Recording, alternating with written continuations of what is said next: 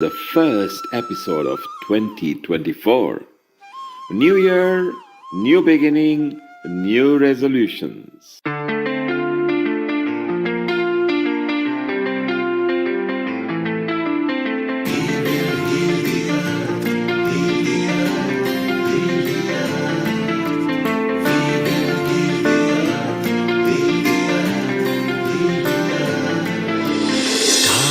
They can tell you stories which are brighter than yesterday. The streets have never been so quiet. The squirrels found a new hideaway. Tomorrow will never be the same. There is so much hope in our hearts. Brick by brick we shall overcome and walk right into a new start. Welcome to the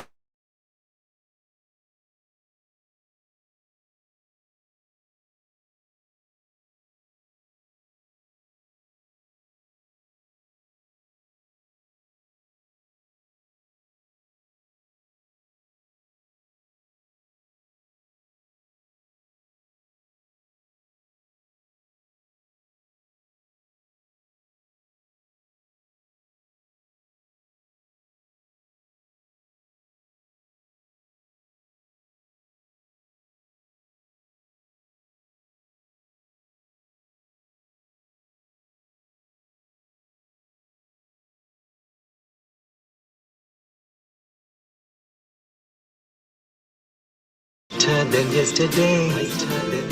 The streets have never been so quiet. The squirrels found a new hideaway. Tomorrow will never be the same. There is so much hope in our hearts. Brick by brick we shall overcome and walk right into a new start. Welcome to the brand new world. We're the children of our Mother Earth. Reach out your hands.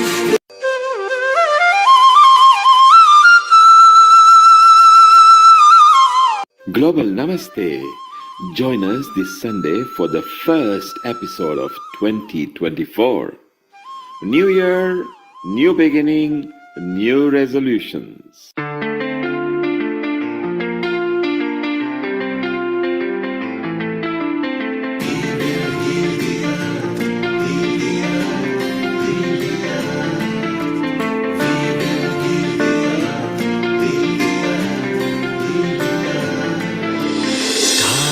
They can tell you stories which are brighter than yesterday.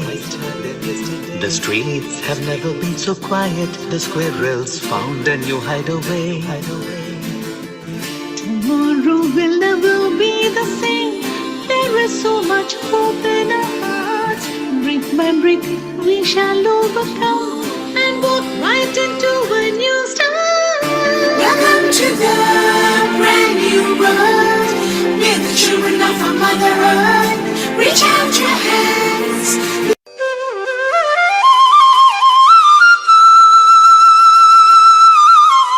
Global Namaste. Join us this Sunday for the first episode of 2024. New Year, new beginning, new resolutions.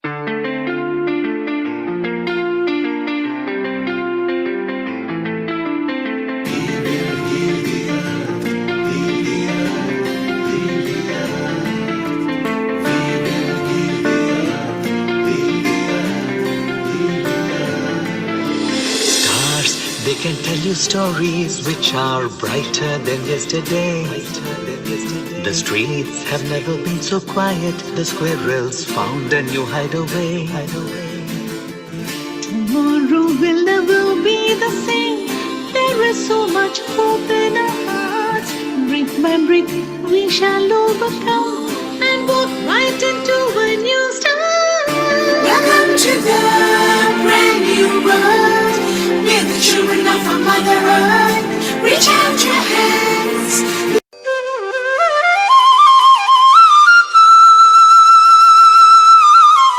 Global Namaste. Join us this Sunday for the first episode of 2024. New Year, new beginning, new resolutions.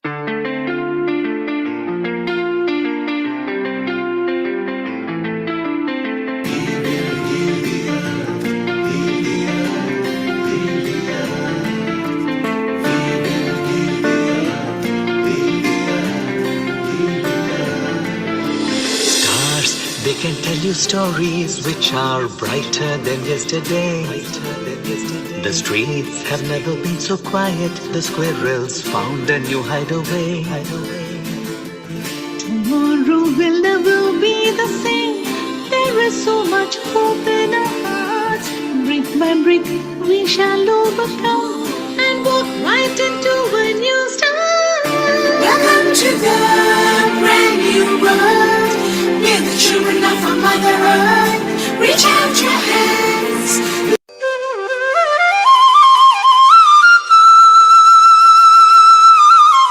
Global Namaste. Join us this Sunday for the first episode of 2024.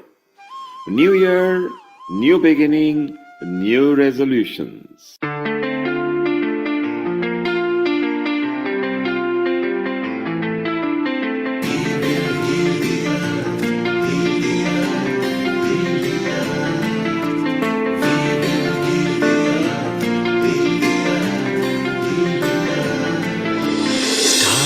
They can tell you stories which are brighter than yesterday. The streets have never been so quiet. The squirrels found a new hideaway. Tomorrow will never be the same. There is so much hope in our hearts. Brick by brick, we shall overcome and walk right into a new start. Welcome to the brand new world. We're the children of our Mother Earth. Reach out your hands.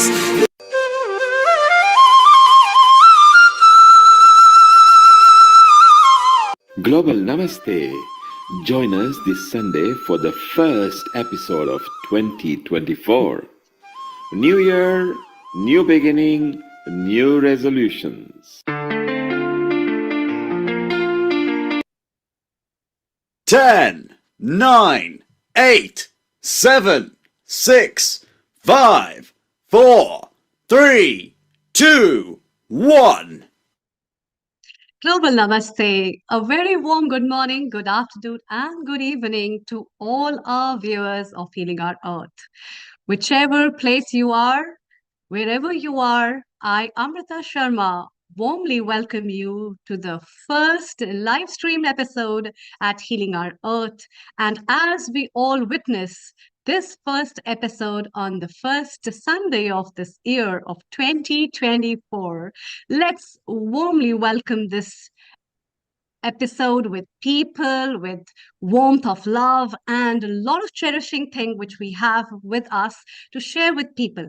Today, in this episode, we'll be having special guests, some special invitees, as well as a lot of other people who will be here, and the lovers of Healing Our Earth will be here to share with us their views and their opinions and their resolutions and tips. But before that, let's start off with the first prayer. As this earth is taking round of 366 days around the sun, let's all pray for the global peace and move on to cherish this year the whole time.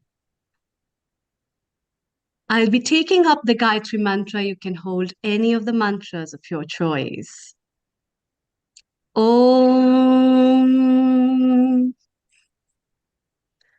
Om Bhurbhuva Swaha Tatsaviturvarenyam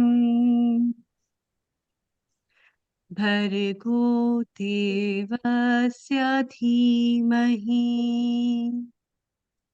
Dhiyo Vyo Na Prachodayam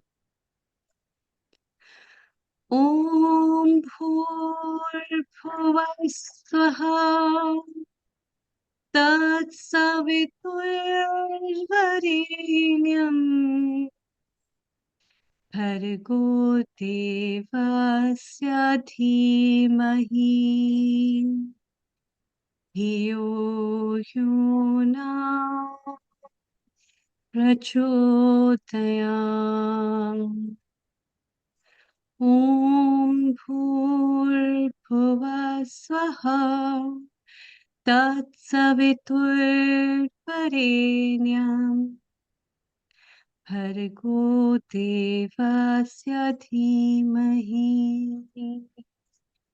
धियो यो नः प्रचोदयात् ॐ शान्ति शान्ति शान्तिः.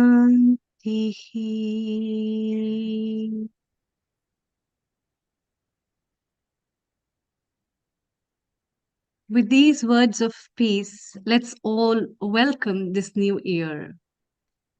As we all unfurl the new chapters in our life, the blank pages that we all will be scripting it with, let's script it with love, with warmth, with compassion, with kindness, and something new and good for humanity and well being, as well as for ourselves. It's really exciting to have a new chapter in our life. And as we look at the past, we see it has been beautiful. And so we look forward to make it more beautiful. And every new year gives us that opportunity to make it more blissful, so nice. And we decorate it with a lot of love and a lot of good wishes from everyone. So it's time to share all that and to know about what all people have in the pocket of the new year and what zeal and enthusiasm they want to welcome this new year with.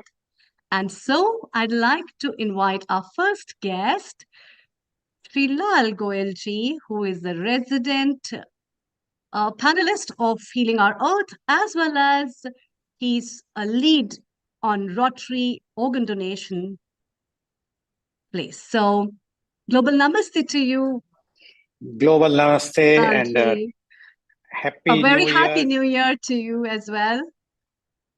Yeah. Thank you very much, Amrita, for starting the program with beautiful Gayatri Mantra. And Happy New Year to everyone who is viewing this program around the world. And with a new beginning, new resolutions, which is the theme of today's program. And as you all know that this year 2024 is just started 7 days back, and we are going to have new resolutions for the entire year. For me, the only resolution is to save the lives, more lives in this new year. This is my resolution. And for that, I must give thanks to Healing Our Earth and especially to Mr. Neil Kumar for inviting me and giving me opportunity to wish you all the new year. Why I have taken this resolution, although people are saving, everyone wants to save lives, people wants to save our own earth. But the thing is, why? Because as Amrita mentioned about organ donation, yes, I'm the founder and the charter president of Rotary Club Organ Donation International, which is having members from across the world. And our aim is to see to it no one should die for want of organ. And that's why this year we have taken the pledge to see to it that more and more people's lives can be saved. And it is only possible if we will create awareness and if we will create those infrastructure, logistics, the things which are very much required to save the lives. Why I'm talking at the time of the new year about this organ donation thing, because in India, every minute one person is dying. So one can understand how seriousness is there in this. And if we all decide to save the lives, definitely it will be very, very pious work. And not only pious work, it will be definitely a work which will give a long-lasting impact, not only to the families, but the entire country or entire society or entire world. And that's why we have taken this pledge to see to it. And as you all know that when we are talking about healing our earth, there are so many things which is going to take place in this year and taking place. It's not like this, the developments are, and because of the social work or the NGOs, the work which everyone is doing, including Healing Our Earth Society, when they are doing, people are now becoming more aware about not using the plastics, one-time use plastics, not using those things, throwing the garbage here and there, so that the earth can be saved. Even people are now becoming more aware about cutting the trees, and we are seeing how the people are agitating wherever there is some government agencies wants to cut the trees. So all these things are possible only when we all decide, and it's the duty of the civil society. So resolutions are so many, but my only resolution in this new year is to save the lives, more and more lives. This is my new year resolution, and I'm sure that this message should go across the world with the platform what Healing Our Earth has been provided by Mr. Neil Kumar and his team. And so this message, if it will go, everyone, whosoever, wherever they are, whether in UK, USA, Morocco, Vietnam, or any other country, they will listen this message very, very carefully and see to it no life should be lost, because we are not God, but God has given us power to save up to 9 lives and improvise up to 75 lives. Thank you very much, Amritaji, for giving me the first opportunity to talk about in this new year, very, very vibrant new year of 2024. Thank you very much.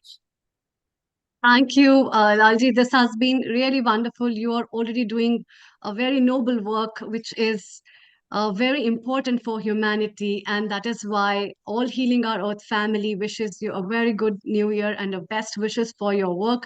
And I really hope people who listen to our episode every year will be really happy to know you, as well as the kind of beautiful work you are into it.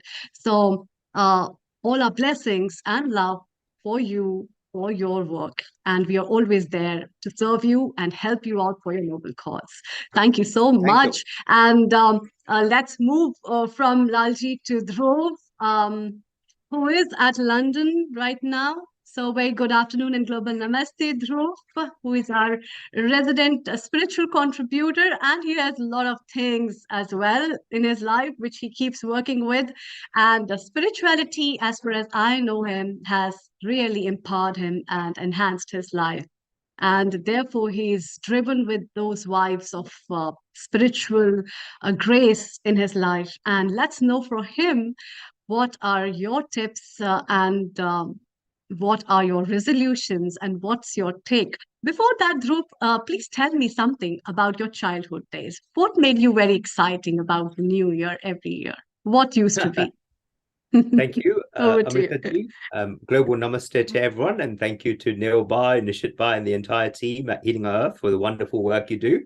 And my blessings and prayers to all for a very successful, healthy, and happy new year.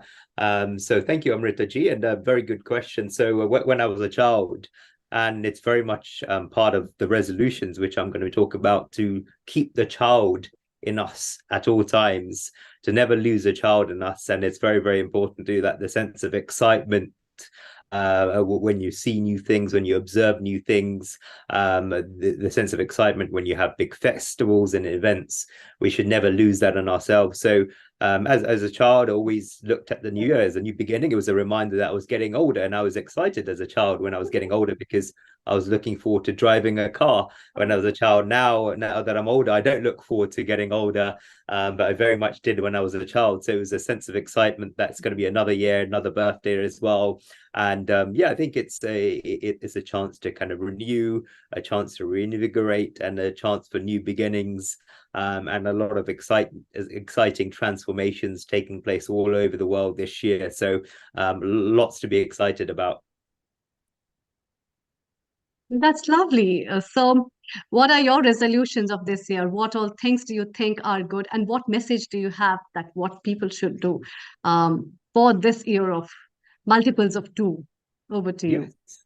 Thank you. You see, in the Healing Earth, when it was started, there was a lot of kind of pain and suffering taking place in the world with COVID and the things and the wars going on. And Healing Our Earth started with this prayer.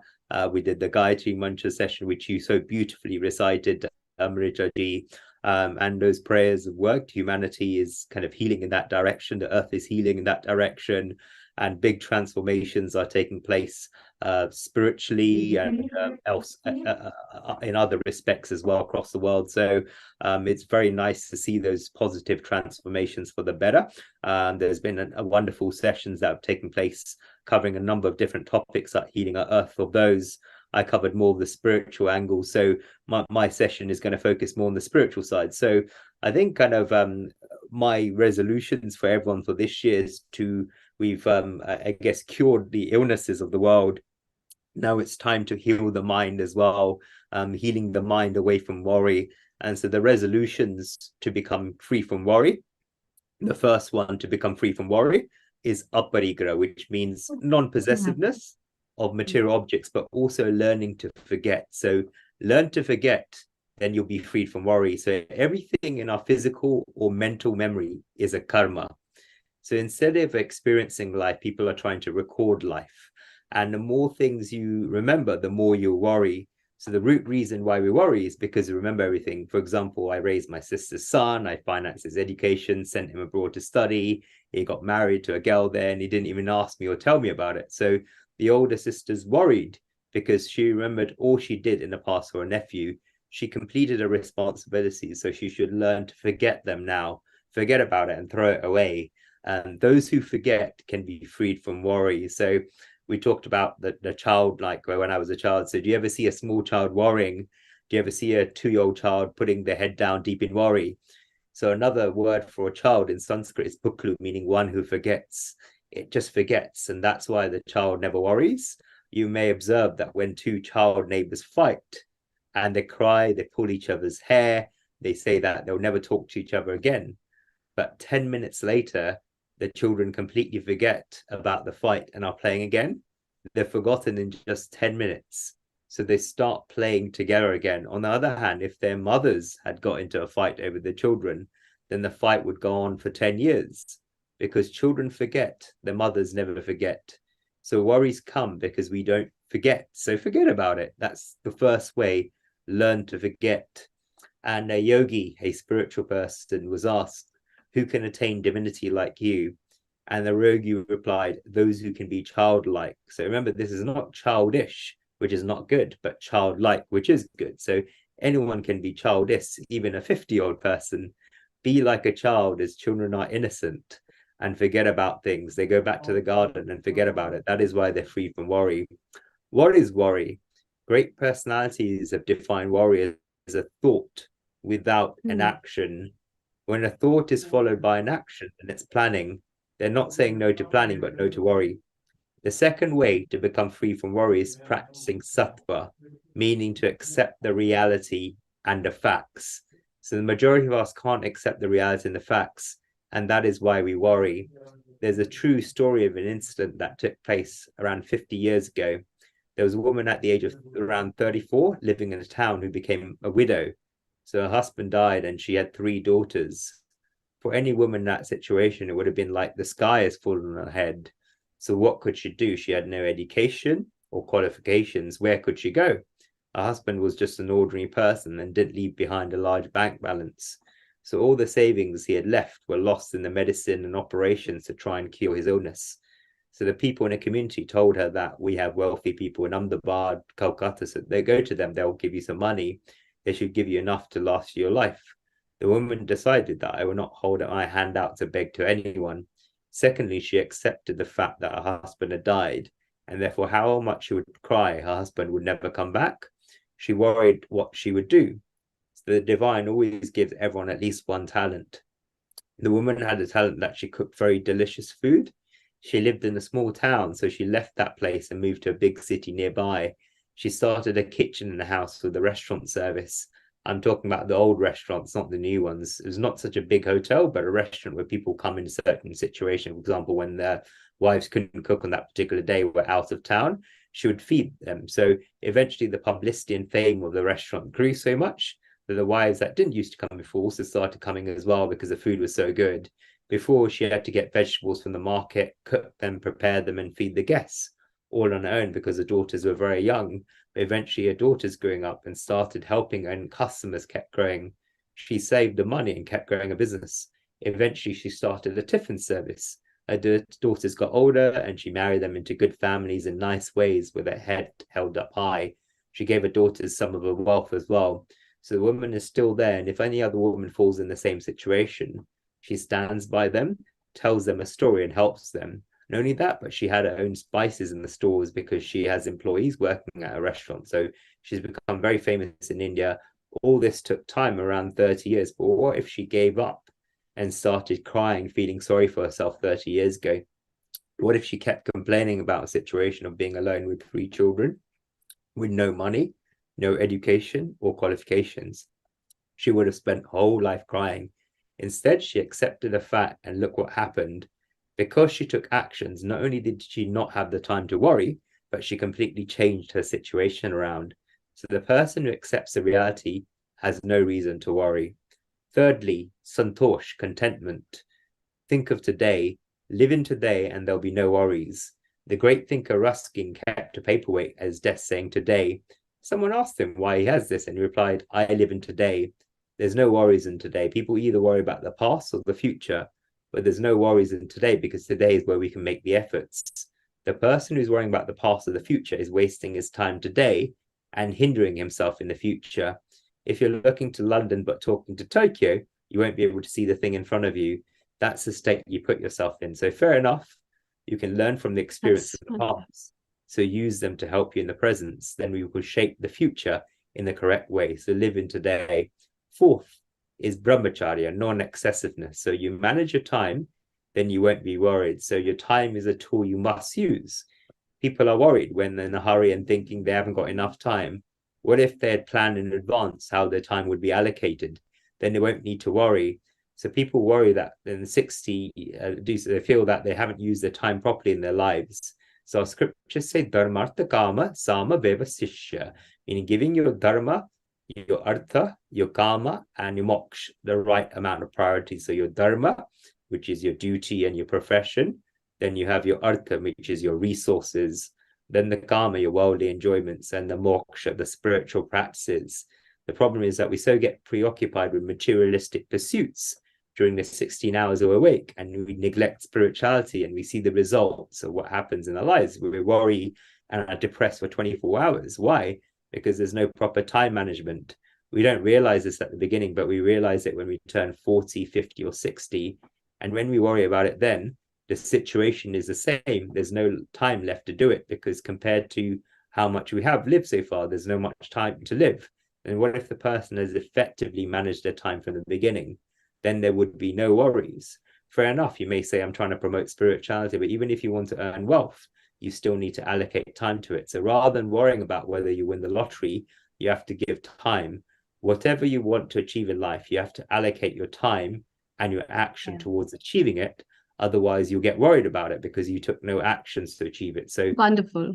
Manage your time properly. That's really wonderful, Dhruv. That's really wonderful. You've really talked about the real philosophies that work through which everyone can, I think, script a very beautiful chapter in their life as they walk through with the elements of yogic discipline that you have mentioned. And let's take all these elements together and work together for having a blissful life for everyone globally. So isn't it, Rajiv ji? We will be taking very shortly Vaishali. Before Vaishali ji, we are just moving to Rajiv ji. I can also see Batra ji. Global Namaste to you before we talk. So yes, Global Namaste, Rajiv ji. What are your tips and resolutions for New Year, and what is your message for all the lovers of healing our earth? Over to you. Thank you. Thank you so much for having given me this opportunity. I am so glad that I am part of the Healing Our Earth family. I have been associated for since almost beginning, and we have made significant difference. So first of all, such a commendation and respect to Nil Kumar for really pulling us all together. We are spiritually connected. We are so intricately connected. We understand each other and we work together and making difference on this earth healing our earth, making the difference. My one of the big like motive and goal is bringing everything together that can help in health, which include bringing modern medicine, Ayurveda, yoga, homeopathy, um, aromatherapy, hypnotherapy, all of these together, because we are embodiment of health and bound by the spirit into this shape. But we can perform lot better if the machine is working well. So in order for this machine to work well, we need to continue to give oil, need to do repair of the parts with different parts, and therefore we need all of these together to make the difference. So my mantra is that people should recite, my body is healthy, my mind is sharp, and my spirit is at peace.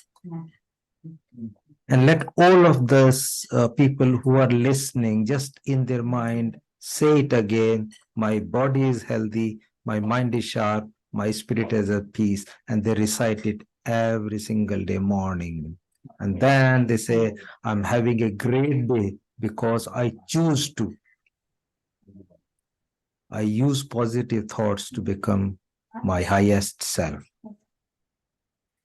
And I choose who enter my life, and I surround myself with loving people, like people on Healing Our Earth.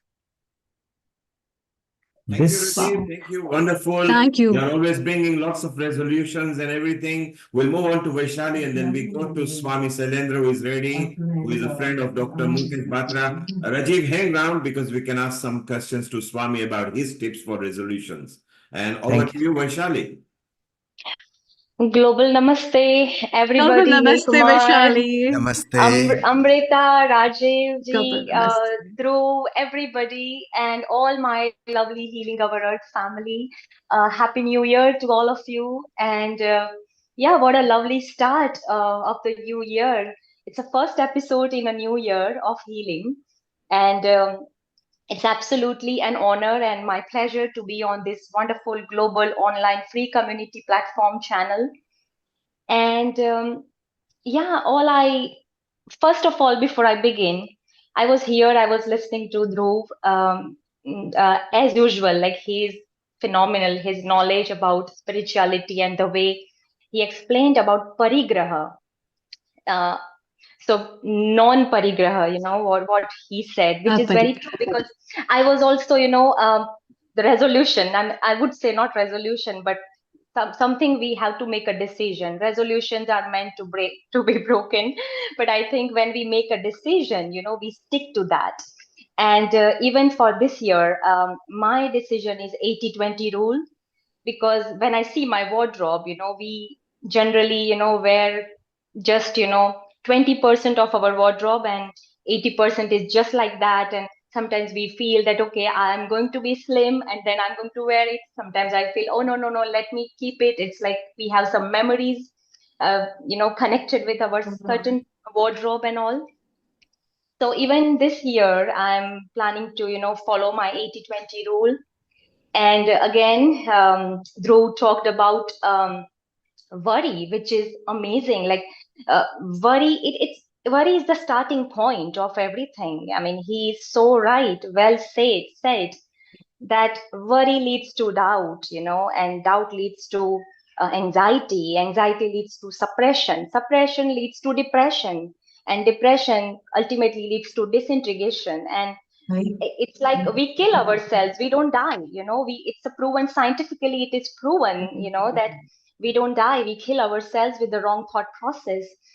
So yeah, for this, and even Rajiv ji, the way he said affirmation. So my affirmation, I would say that it's been almost more than, I would say, 10 years I have been saying this to myself, but I would like to, say it today with my Healing Our Earth family as well. I always say to myself, whenever, I feel like sometimes we all have low moments in our lives, but I always remind myself that All is well. Everything is working out perfectly for my highest good. And out of this situation, only good will come and I'm safe.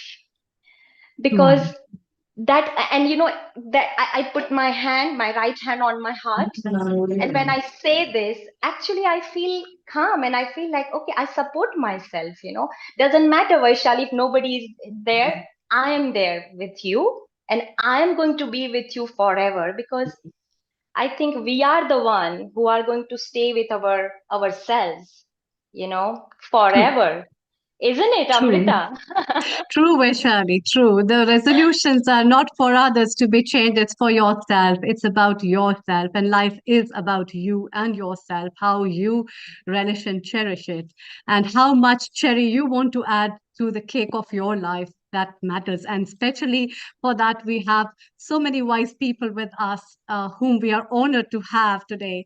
We'll be listening to them right now, very shortly. And so let's hear from them, Vishali, Yeah. what they have. And I'm really honored to have our special guest, Swami Shailendra Saraswati from Osho Fragrance. And I'm also honored to have Dr. Mukesh Batra, the Homeopathy Supremo. Global Namaste to both of you, and a very warm welcome and a very happy new year to both of you.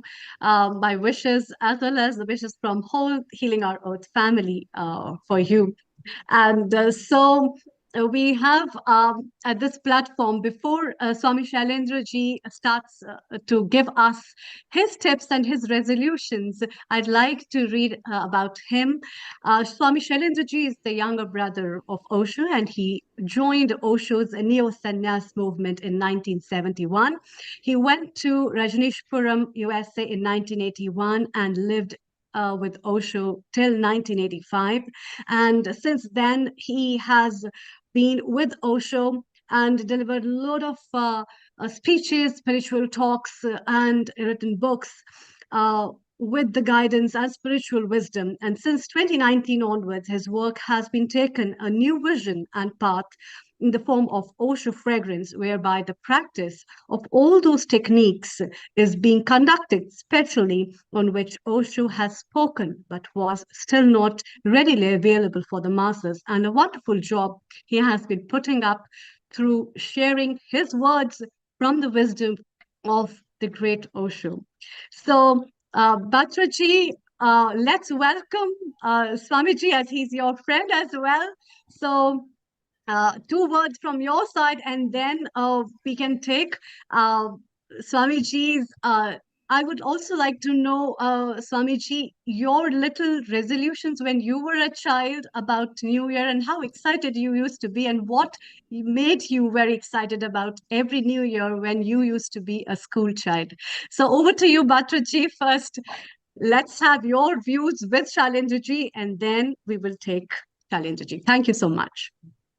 Global namaste to all, and thank you, Amrita, for having me here, and thank you, Neil, for this opportunity.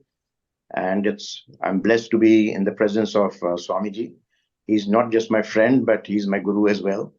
And I'm most grateful for all the blessings that I get from him. So thank you for being here.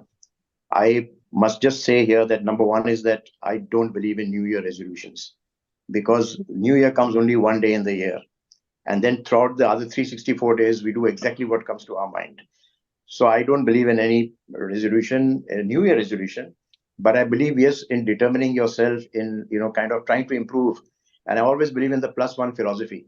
So I always believe that if there's something that I can do which was better than what I did last year, then that makes me a better human being. And that's the only thing that we should look for. We should just keep looking for, can we do a little better? Can we reach out a little better to people around us? And most importantly is, first of all, I believe very strongly that, first of all, we must learn how to heal ourselves. Because if we don't heal ourselves, and by healing ourselves, I don't just mean also just physical healing, but also mental healing and spiritual healing. And if we're not able to heal ourselves, we can't heal the world. We can't heal our earth. We can only heal others if we are in a proper frame of mind, if we can give rather than receive, and we are in a position to give, rather than hold our hands like this. If we can hold our hands like this, we are blessed. And I always believe, therefore, that in giving is what we receive. And therefore, if we are in a position this year, in this coming year, if we can just give a little of ourselves, a little of anything that we hold dear to ourselves, whether it's time, whether it's money, whether it's a profession, whether it's just reaching out to somebody. And I think by reaching out even one on one to people, we can actually make the world a better place to live in. I always believe that one should live in the moment. I believe that we always worry about the past and the future, but the real living is now. And I also believe in this whole philosophy of attachment with detachment. I strongly believe that with whatever we do, we should attach ourselves entirely for that moment. And then we should detach ourselves. I mean, I've unfortunately or fortunately learned this through medicine and my practice in medicine. Because when I saw a patient who was suffering, and I was felt so sorry for him, but I knew that the next person who came across may have a bigger problem and had no money even for his treatment, and his family was really in great despair.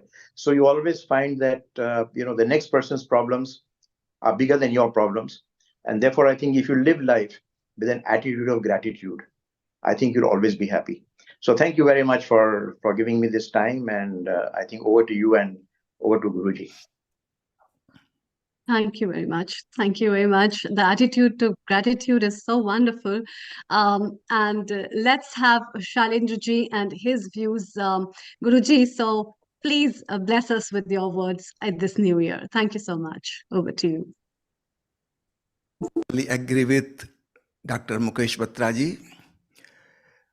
The first point, healing ourselves before we can do anything to the world, to the earth. And second point, living every day is a new day. These calendars days are only printed in the calendar, and there are so many calendars in different countries, in different areas, in different times. There have been different kind of calendar. So what is New Year? It may be hundreds of calendars, and each one's New Year is different. So let us think each day of our life is a new day, a new beginning.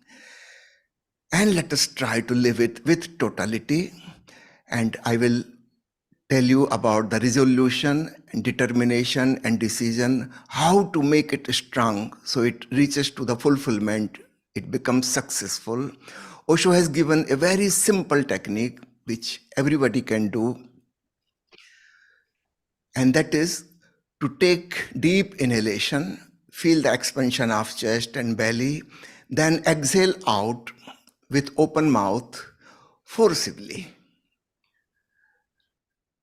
Exhale out completely and then hold your breath as long as you can, maybe 15, 20, 25 seconds, whatever you can do. And then with closed eyes, keep on remembering the decision, the determination, the resolution, what you are going to make for today. Repeat this 5 times, and that will be enough. Particularly, this technique is very useful if it is practiced just before going to sleep in the night. How this technique works, I will tell you, it does wonder. Usually our mind is divided in 2 parts. About 12% of it is conscious mind and 88% is subconscious. Usually all our thinking process, our determination, our decision, resolution, they all happen only in the conscious mind, which is a small fragment, and it cannot win over the subconscious mind, which is almost 9 times bigger than the conscious mind. If we can spread the message of our decision to the whole mind, then we will be successful whatever we are trying to do. So this technique works in a very simple way. When we exhale out and hold our breath, now it is an emergency situation, a situation of life and death. Every fiber, every cell of the body is just wanting oxygen, oxygen, oxygen. And we are repeating our resolution, our determination inside. In this moment of emergency, the subconscious mind cannot remain subconscious. It becomes conscious. This is a life and death situation. We are holding the breath, not allowing the breath to go in. The 100% mind becomes alert, aware, and listens to the decision which we are making. Now the whole mind will support us. So the duality and the conflict between the conscious and subconscious mind will disappear. 100% of the mind is united and supporting the decision. If we do this during night time, just before going to bed, 5 times, that will be sufficient, because when we are tired of the whole day activities, the conscious mind goes to sleep and the subconscious mind starts taking over. In the night, dreams are seen by the subconscious mind. The conscious mind is fast asleep, tired, exhausted. At that time, if we are doing this technique and repeating the resolution, whatever decision we are taking, it will spread into the night. It has entered into the subconscious layer and it will continue the whole night. So it is not only 5 times we have done, we are sleeping 6 hours or 8 hours. An undercurrent of that resolution will continue the whole night. The moment we get up, don't get up immediately. The moment you know you are awake, again do this 5 times. It will hardly take 3 minutes, not more than that. Again repeat. And this technique will do the wonder. Whatever you have decided, it is going to happen, because you are getting full support from the 100% of your mind. Otherwise, our subconscious mind cancels everything. There is a proverb that man proposes and God disposes. Something wrong in it. The conscious mind proposes, and the subconscious disposes it.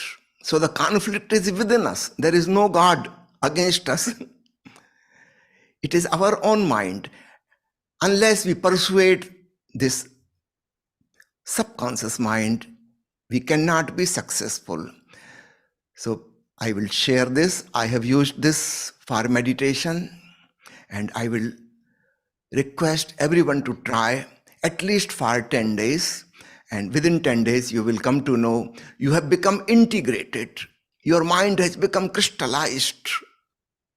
A clarity is there. Nothing contradictory. And then all your energy start functioning in a harmonious way. And you become successful, whatever you have decided. Enough for today. Thank you very much.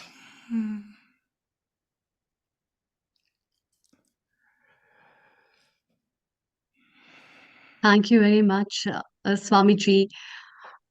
What are your so as a child, I was asking you about this before I take up questions from Vaishali and Shubha. What made you excited about things related with New Year? Was it something because you're from a medical profession as well, and you must have seen how people die and life in such a close perimeter? So, what is your perspective in thinking about as your childhood, how life used to be, and now how the life is? Over to you. Thank you. From the very beginning, I was impressed with Osho's teachings, and his main teaching is live moment to moment. Take every day as a new day. Every night, think maybe this may be the last night. Who knows? So many people die in the night. I may also die. So give thanks, feel gratitude, and then go to sleep. Just imagining this may be the last night. Every morning when I wake up, I feel, wow, again a new morning. I have got one more day to live. I feel thankfulness towards the whole existence. And this is how my life goes on. And I have not taken resolutions as people do, because I believe moment to moment, So I don't know what is going to happen tomorrow, what will be the situation. In that situation, I will decide with my intelligence whatever the best I can do. How can I decide beforehand? Because the future is unknown. So I usually do not decide about the future. I just flow with the river of life. Okay? Wonderful. Thank you. Thank you so much. Swamiji, so Vishali has a question for you. Please. Vishali, please ask, and then we move to Shubham. Over to you. Thank you. Sure. Global Namaste Swamiji. Namaskar Swamiji. Thank you, Amrita. And first of all, thank you so much, Swamiji, for sharing about subconscious mind and how our conscious mind and these two minds are working. And uh, my question is, I would say that most of the people, when we talk about conscious mind and subconscious mind, and so how would we make someone aware about their own thoughts? Because I feel that it all starts with the awareness, because so many times people are not even aware of their own state of mind. So my question is, how would we make ourselves or others aware about their own state of mind in order to go beyond, in order to go further, and to analyze or evaluate our own thought process? Because nobody has seen the mind. Mind is not something that it's like, have we seen God? We can't draw God, right? So it's like a mind. So would you please put some light on this, Swamiji? Thank you very much. Over to you. Very important question. It is difficult to observe the thinking process because it is very subtle. It is not an objective reality. As we see things outside, the mental world is abstract. It is more like air, not something solid. So we cannot start from there. If we want to practice awareness, we have to start from the gross world, from the outside world, particularly our physical existence, movements of the body, eating, drinking, taking shower, changing clothes, walking, whatever you are doing with your physical body, try to become aware of it. Be a watcher.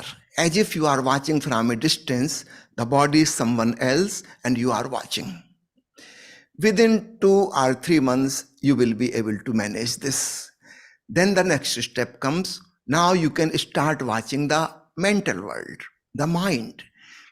We are, as a human being, a psychosomatic complex. The outside is body, the inside is mind.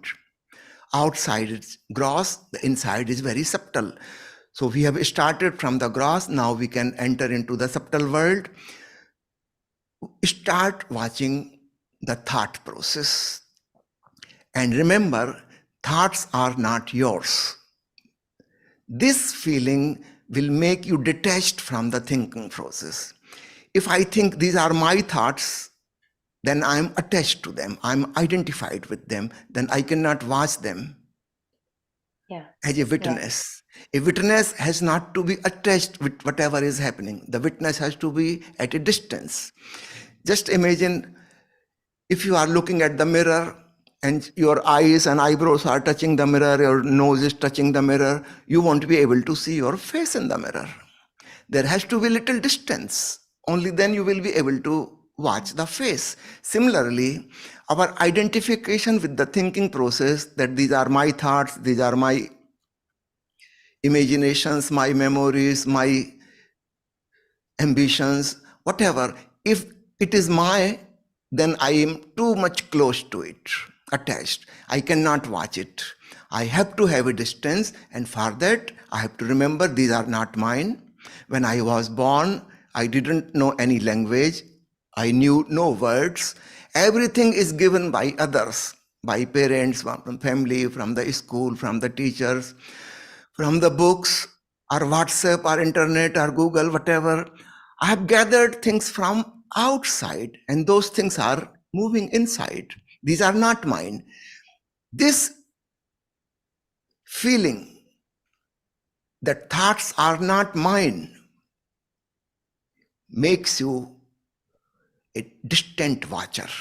Now you can watch the thinking process. And as you start watching, thoughts start becoming less and less and less. Finally, there comes a state of thoughtless awareness. That's what we called going beyond the mind. This awareness, this witnessing consciousness has nothing to do with body, nothing to do with the mind. This is beyond all. This is pure awareness. So please remember, start watching, start becoming aware from the physical, then enter into the mental world. After a few months, you will be able to watch the inner spiritual world. So these are the three layers: physical, mental, and spiritual. Finally, we reach to the spiritual, where only pure awareness is there. No thinking, no emotion, no feeling, nothing. Okay. Thank you so much, Swamiji. Thank you very much for such a wonderful explanation about three bodies and like you said, mental and spiritual and physical world. Thank you so much. Namaskar. Thank you. Over to you, Amrita ji. Thank you. Um, thank you, Vaishali ji. Shubha ji, what question do you have for our Swamiji? Thank you. Namaste, Swamiji. Namaste. It's an absolute pleasure to be in conversation with you because I've been a big reader of Osho, and it seems like this is my first time in this particular group, and I get to meet you, and I think it's one of the most fortunate thing. Thank you very much. My question is, this last 10 years, a decade, there's been so much of changes happening at an extraordinary speed and velocity. And people have not been able to kind of, get hold of what is happening around them. So because we have been slightly into spirituality, understanding and teaching and imparting, so we could handle it to a little extent. But we could see people around us crumbling down. And now, as things are getting back to normal, how do we bring back faith in people? Because usually what happens is people come to wellness, I mean, the alternate healing and spirituality, only when they are in a very, very disappointed state. That's the only time. And at that time, even when you say something, they are not able to sometimes, take in the information, and sometimes it becomes a waste. So how do we recreate the old faith in spirituality, in teachings? Because people don't read anymore. They're only listening to 1,000 things at the same time, and they're confused. So how do we recreate faith in people in the original, very simple language of spirituality? Very nice question, very important. All these phases of crisis give us a challenge, and we have to find and discover something new, how to handle with it. So let us take it as a challenge. Now, the old kind of religions are not going to be useful in the future. This much is very much certain. The prayers and the God in the sky, the Creator, all those philosophical ideas have become out of date. In a way, these critical situations have proved it that our past, particularly about the spirituality and religion, is not of any use. We have to find something new. And that's what Osho has given us in very, very simple words. Only two things: awareness and lovingness. If we can practice these, there is no need of God, no need of heaven and hell, no need of any holy scriptures. Try to be more aware, more conscious in day-to-day activity, and be more loving. That's all spirituality teaches us. So no philosophical ideas are of any use. old religions have failed. Almost half of the world under the communistic ideology has become atheist, and rest of the people are almost atheist. Only from outside they look like God believers, are trusting, are going to church or temple or mosque just for formality. Inside, they know very well all this is nonsense. So, in a way, it is good. This fast changing world, the critical situations we have passed through, have given us a clarity what is useful and what is not useful. So now we know for sure awareness is useful. The more conscious we are, better decisions we can make, and we can enjoy moment to moment. Nobody can be sure of the future now, particularly after this COVID pandemic. Nobody can be sure what is going to happen tomorrow. We have to live this moment with totality. So this is what Osho's teaching is: live moment to moment with totality, with awareness, and with love. All the old religions were somehow anti-love, anti-life. They were condemning life. That is not needed anymore. We have to love ourselves. We have to love the people with which we are living. And we have to love everyone, the whole world.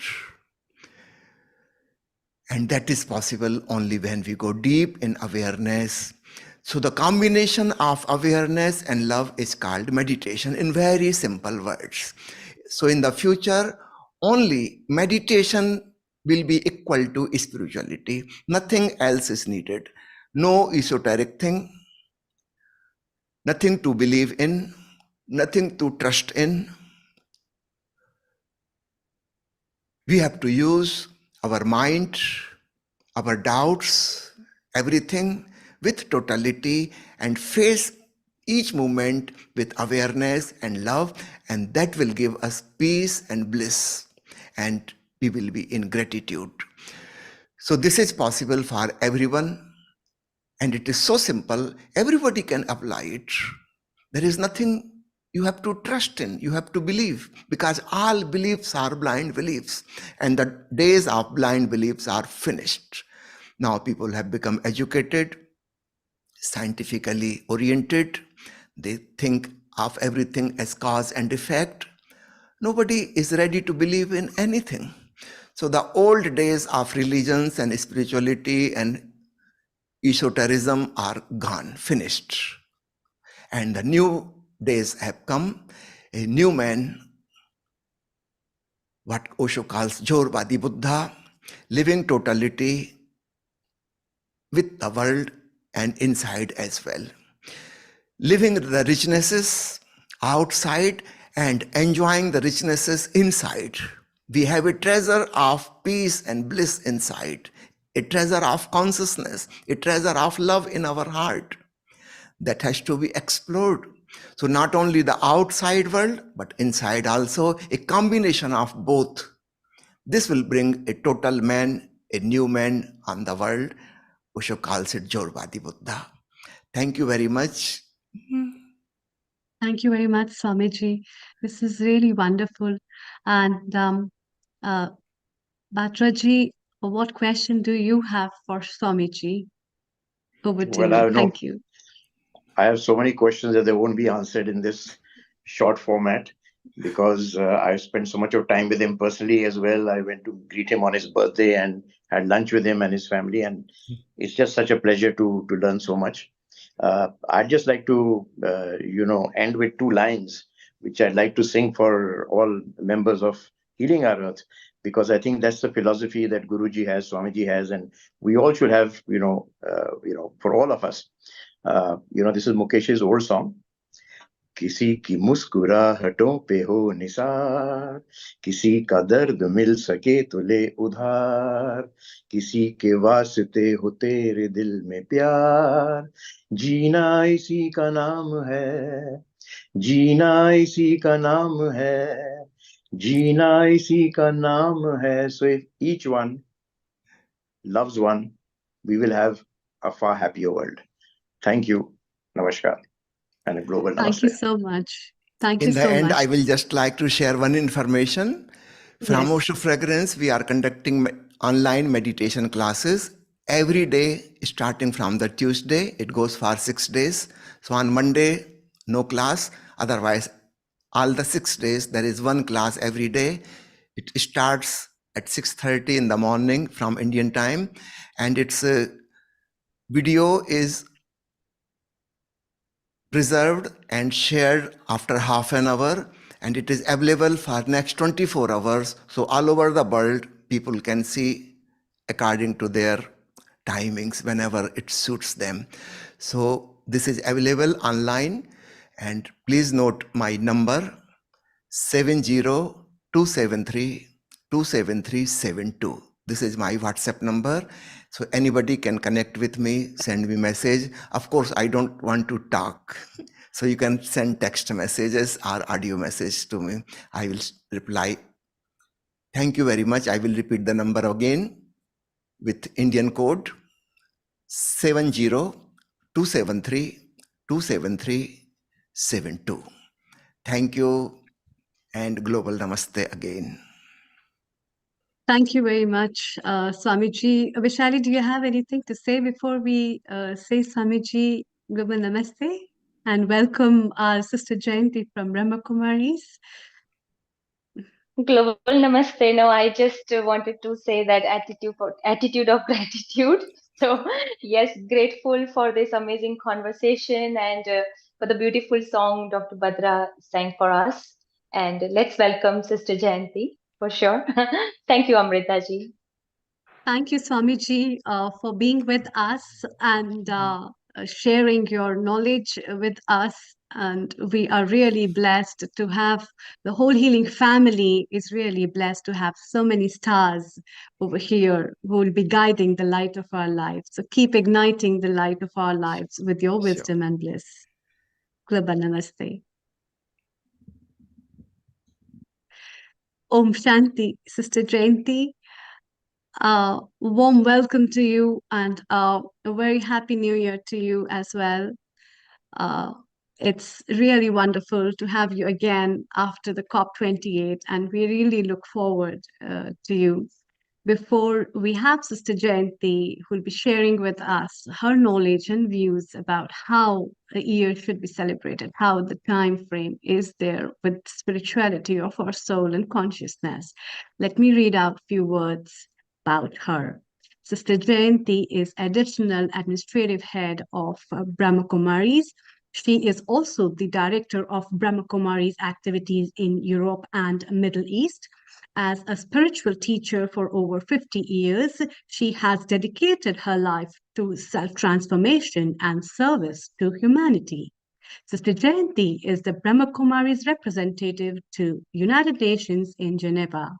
She continues to champion the cooperative role of spiritual organizations in creating a just and peaceful world, bringing spiritual principles to the discussion tables of politicians, economists, business leaders, scientists, and nearly every stakeholder of our time.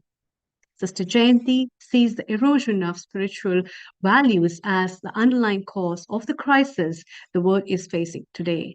May it be a health, may it be global warming. Brahma Kumaris is an international non-government organization of United Nations accredited with the general consultative status with Economic and Social Council. So, warm welcome and Om Shanti to you, Sister Jayanti. We are really pleased to have you. And please share with us your thoughts for so many viewers who are ready and waiting to listen to you as well. Om Shanti. Global Namaste and Om Shanti to the Healing Our Earth team, but also to all the participants at this program. It's a pleasure to join you at this time of the new year. We are still very much into the first week of the new year, so greetings for a new year filled with God's blessings and all that you hope for, I hope it comes true. And I'd like to share a very simple message to remember 3 dots. That's it, 3 dots. And what I mean by that is, 1 is a dot that represents I, the inner being, the soul, a point of light. And the second, the highest, is the supreme being, again, just a point of light. And the third is this world drama, this unlimited play that's unfolding in front of our eyes. And we're all actors playing our role within this unlimited drama. And so that's the third dot. And for the new year, I hope that each of these different aspects will be part of our lives every single day. The first one, can I make time for myself? Nowadays, people talk a lot about me time, but are they talking about it on an external level? Well, probably, usually they are. But I think that for those of us who are on this program, we're also deeply aware of the spiritual consciousness and the nature of life through spirituality. And so we understand that it's important to nurture this inner being, this point of light that I truly am. My physical form can be replicated by millions of others, the same height, the same weight, the same color, similar features. All of this can be the same as for multi-millions. But that which is in the inner being, the soul, located here in the center of the forehead, is absolutely unique for each and every one of the billions of inhabitants of this planet. And so recognizing my own value because of the inner core values that I, the soul, possess, means that I come back to an inner state of dignity and self-esteem that no one can ever snatch away from me. And if I can nurture this inner being, then there isn't any ego there, but rather a tremendous amount of humility, because the more I respect myself, the more I'm able to respect others around me also, and see them also as my brothers. All souls are beyond gender. And so on one level, we are all brothers. In another way, we are all sisters also. So whether it's a global brotherhood or a global sisterhood, that is who we are, part of this one amazing, unique family. And so can I come back to that inner being again and again, not just for a few minutes early in the morning. That's ideal, the starting point. But also through the day, just as I hydrate my body, can I hydrate the soul? Just for a minute, even every hour on the hour. We actually use this technique and we call it traffic control, stopping the traffic in the mind and letting myself go inside and connect with the truth, the benevolence, the beauty, the kindness, the compassion that lies within. And of course, the next several minutes of the hour. If I stop for a minute, then the next 59 minutes. If I stop for 3 minutes, then yes, the next 57 minutes are going to be filled with these qualities that I've connected with. And the second dot, the symbol for the supreme, the being of light, the source of all the goodness that exists in the universe. We draw energy, we draw light, might, love, peace, and purity. Everything that humanity needs at the present time is available in abundance, but I just have to connect through my thoughts, through my mind. I don't need to go anywhere. I don't need to do anything. But my mind can travel beyond this physical dimension to that realm where the divine lives. And in that connection with the one up above, everything becomes available for me. I don't need to ask. A parent doesn't need to be asked by his children. The parent knows even before the child is able to articulate something, what it is that the child needs. And so the supreme parent, my divine mother and father and friend and teacher and guide, and God is all of these and much more for every one of us. So as I connect with the divine, all of these treasures come to me and fill the soul. And so I never need to be lonely. I never need to ask anyone for anything, not even God. God also doesn't need to be asked. God provides more than I could ever need, so that I can use for myself, but also share with all others around me. So firstly, this year, please, please make time for yourself. Second, make time to be with the one above, so that God becomes an integral part of your life, not something for once a week or once a day, but just as when you love someone, they're with you, and you might be in one place, they might be in another place, but they're very much with you. And so that one being who's able to give unlimited love and is filled with total understanding of my needs and compassion for all my imperfections and mistakes, doesn't see any of these things as absolutely non-judgmental. So connecting with the one doesn't take long, just a few minutes each day. And the third dot, maybe this is the one that's the most challenging, because as we see the scenes of drama unfold, what we are witnessing is scenes of horror, of sadness, of terror. There are many things going on in the world that I don't need to mention. You know them all. But what is my response to all of this? Can I be a detached observer, come back here, connect with the divine, the dot, connecting with the dot, but also understanding that this is the world that we have created. But now, with the help of the divine, as we transform ourselves, we can be instruments to create a better world for all.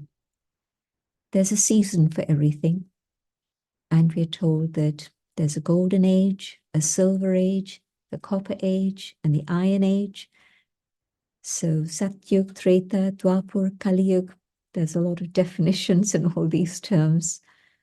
But the critical point that we're at now is a transition point between the end of Kaliyug and the beginning of Satyug, between the darkest night and the beautiful day that lies ahead. It's a long shot in terms of belief, but as you understand things more and more deeply on the path of spirituality, you understand that there is significance in everything.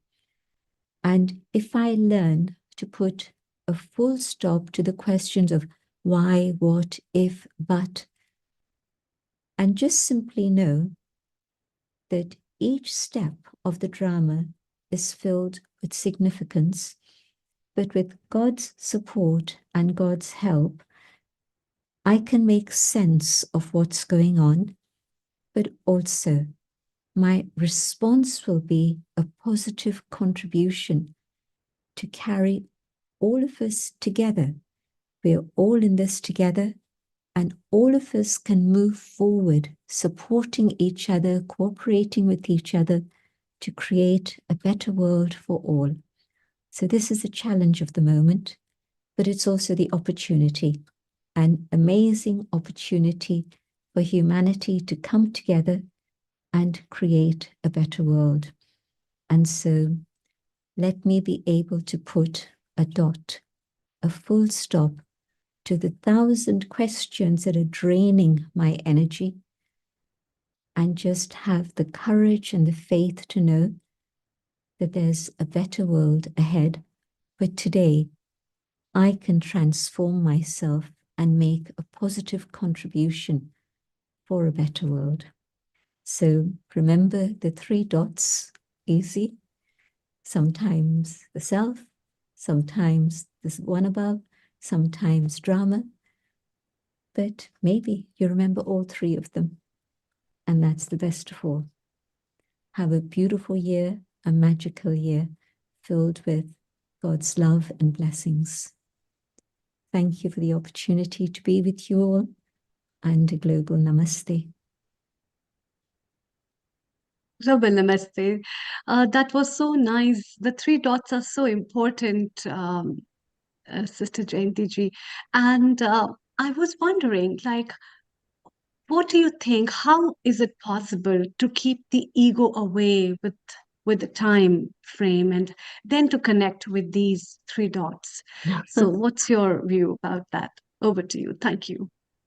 I think the more I practice sitting here and looking at the world through the understanding of the soul, rather than just looking at the world through these 2 eyes, I'm connecting with others on a spiritual level, and the long tail of ego is gradually diminishing.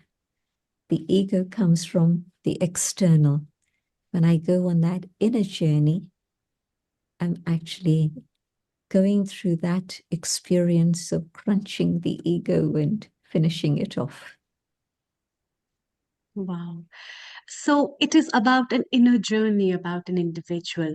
But in today's time, when the social media has taken up our minds and there's so many things going on, mentally people are not able to take rest. So what are your guidances and tips? Even if it's a new year, it's full with messages, and people are, rather than thinking about their peace, they are busy texting new year wishes. This person is important and that person is important. And it's not about me, it's about everyone. So what are your tips to make it much more easier for individual to find the space among this chaotic new word of new year, actually? Over to you. Thank you. When I have my priorities right, then I know that it's important to give time to myself, especially first thing in the morning.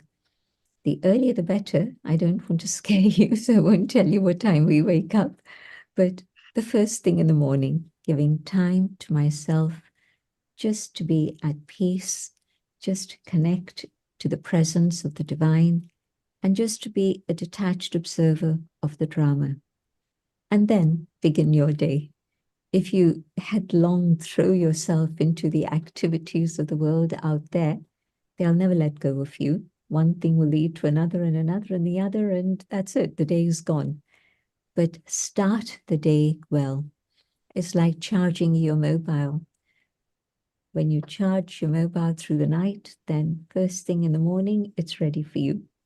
And so, yes, sleep is a good charging for my physical energy, but for my mental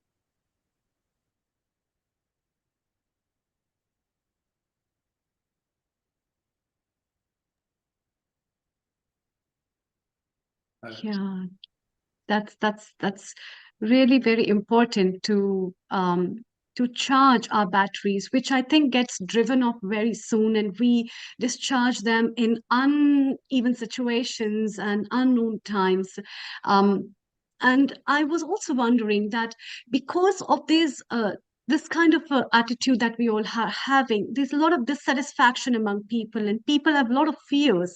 So in the new year, people look forward to a little ray of hope, but there's so much of depression sometimes that people are fearful about thinking of the futures and the terrors of the time, especially at this global situation of unrest and the kind of things that are happening, as you're the part of it as well. So what are your recommendations for people to stay positive, and how can we build faith in ourselves? Over to you. Thank you. when I remember I'm a child of the divine, And I have all those pure qualities of my parent within myself. And what I just need to do is to give myself time to emerge those within, feel them within, and then express them in my day-to-day activity and my relationships. When I remember that, then I'm going to be moving in the right direction. And yes, the world is crazy, but we've created that. Nobody else. All of us together as the human family are responsible for what's going on out there. And the things out there will change only when we change things inside first. We can't start here and do this and do this. We've been doing this for a long time. Whether it's the UN, whether it's governments, whether it's NGOs, they've all been trying so hard in different ways. But let me start within myself. And maybe that can be an inspiration for those around me. And my little world will change. But each one of those individuals who are being transformed will carry that same journey out to others. You know, when you throw a pebble in the pond, can you measure how far the ripples are going to spread? They keep spreading further and further. And so one individual's transformation can impact a huge number, 100, maybe a few more than that, maybe thousands even. I know the founder, Brahma Baba, started the transformation of that one individual has reached 120 countries, one individual, and just in the space of 80 something years. So it doesn't even take a long time, but transformation can happen very quickly. Just change the mindset, and there's a transformation happening outside, and you see it happen. Wow, that's very nice. And can we have a short meditation from your side, and then we take our newcomers' comments? So please, a small meditation for all of us. Thank you so much. Sure. Well, thank you for your questions. I'm sure they must have been the thoughts that many others have also had, so I hope it's been helpful. So just sit comfortably and go on an inner journey. I look at myself and I see the inner being, the star shining in the center of the forehead. And the light is the light of spirituality, of awareness, of consciousness, aware of myself. I connect with the divine, the source. And from the ocean of love, waves of love reach the soul. And the love heals the trauma and the wounds that I carry from the past.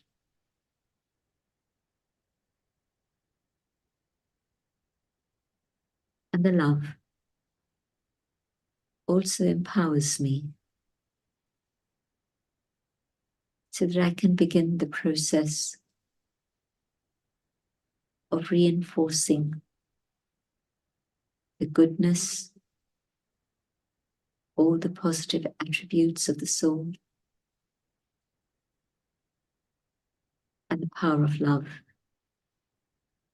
can help eradicate the defects, the flaws, the weaknesses that I carry. And the power of love reminds me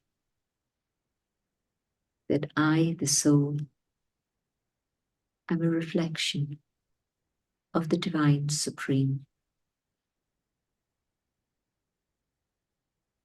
And as I remember that, I know that these are the qualities I must share in all my behavior. in all my tasks. I come back to the moment here and now, but now carrying this injection of divine energy.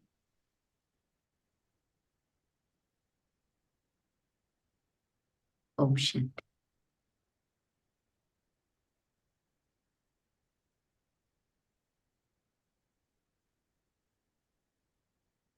Om Shanti. Thank you so Isn't much. it so wonderful? Thank you so much. And this is so wonderful and so peaceful. It gives so much of peace within. And yes, we have our founder and director, Neil Kumar. Let's have his comments and then we move to Riddhi and Shubha.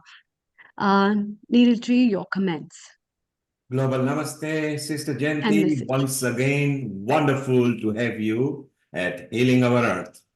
Since we are a social media-based global online channel, there are different people asking different questions. I have summarized into one sentence rather than going individually. Sister Jenti, what is in store for all of us in 2024? Externally, a lot more upheaval, but I hope internally, a lot more stability on the basis of turning our minds in the right direction, inwards and upwards. Then as we go outwards, we're able to make a positive difference. Okay, so those people who on the social media asking in different way what tips and what resolution for 2024, Sister Jenti has answered your question. And Sister Jenti, for your personal journey, any resolutions you planned which are different than what you do because you travel so many countries and you lead so many projects. So what any particular resolutions or special tip that you can give to people that they can easily consume? Stay light. Don't waste the energy of your mind on thoughts about what and if and but and maybe. Just be silent and still and connect above, and the proper guidance of what you need to do will happen, and you'll know the direction you need to go in. And so a lot of time and energy is saved. So there you are, Sister Jenti says, stay light. I think what she's trying to say is don't manifest situations. Don't worry about things that has not happened as yet. When it happens, maybe we can worry and find a solution. And every problem is an opportunity for a solution for humanity. Sister Jenti, thank you on behalf of everybody at Healing Our Earth. And once again, Happy New Year to you and everybody at Brahma Kumaris. Thank you so much, and a global namaste to you and the whole team and all the participants. Om Shanti. Om Om Shanti. Thank you so much, Sister Jenti. So Sister Jenti is ever always cool. You always see her cool, her calmness that rubs onto a lot of people. The amount of traveling she does, the contributions she gives to the humanity, it's so amazing. True. And shortly we'll be moving on to Hansa, and our Riddhi is here as well. And our Chitanya Patwari from India is here as well. So it'll be nice to ask everybody what their thoughts are. And Subha, who is here for the first time from Kenya. Subha, what did you think of Sister Jenti and her tips or her suggestions for us? Over to you, Subha. Unmute yourself. I think global namaste to everyone. First, thank you, Amrita, and thank you, Neilji, everyone for having me here. It was an absolute pleasure to be here.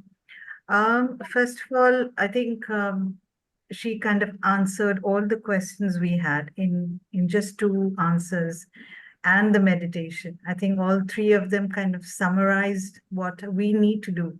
It's very simple and not complicating things. As she said, travel light and create positive ripples and charge your batteries at night.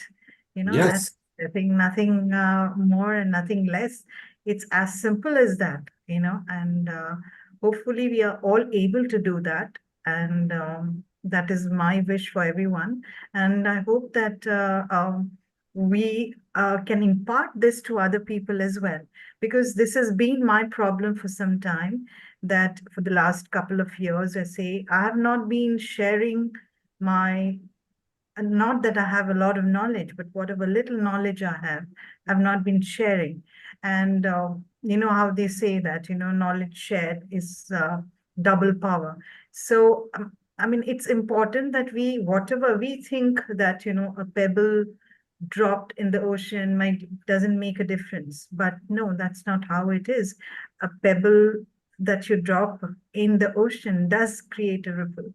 And that we have to remember. And if we can remember that, then we will not stop ourselves from, contributing to the world a little bit more than what we are right now. I mean, we can get disappointed. We are just humans. I mean, we're not saints. And we do get disappointed and we retreat, and we say, okay, I don't think my contribution will make any difference to the world. But that's not how it works, I think. And this is like what she said today is actually reiterates what I have been thinking.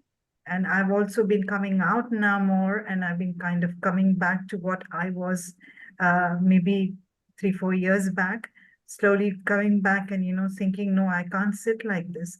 I have to be a part of the main community and contribute much more than I am doing right now. Thank you, Subha. And Subha is there in East Africa, in Kenya. We've got the next contributor from here, Hansa, who writes lots of books, and she has got some very exciting books that she has written. She'll tell us, but she'll also share her resolutions, her tips, what she knows. And then we'll move to India, to our Jitendra ji, who is expert in various subjects, but he's also very dynamic in daily approaches of the technology. He's always up to date.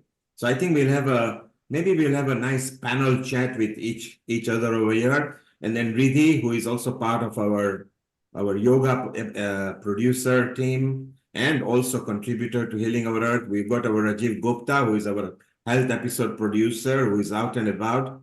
So it'll be nice to have a panel chat. And so, Amrita, let's move on to Hansa, who has got tips, and then we bring in Riddhi, who can interact, and we go to India. So we come back to UK, leave East Africa behind, and we'll go back to India. So over to you, Amrita. Thank you.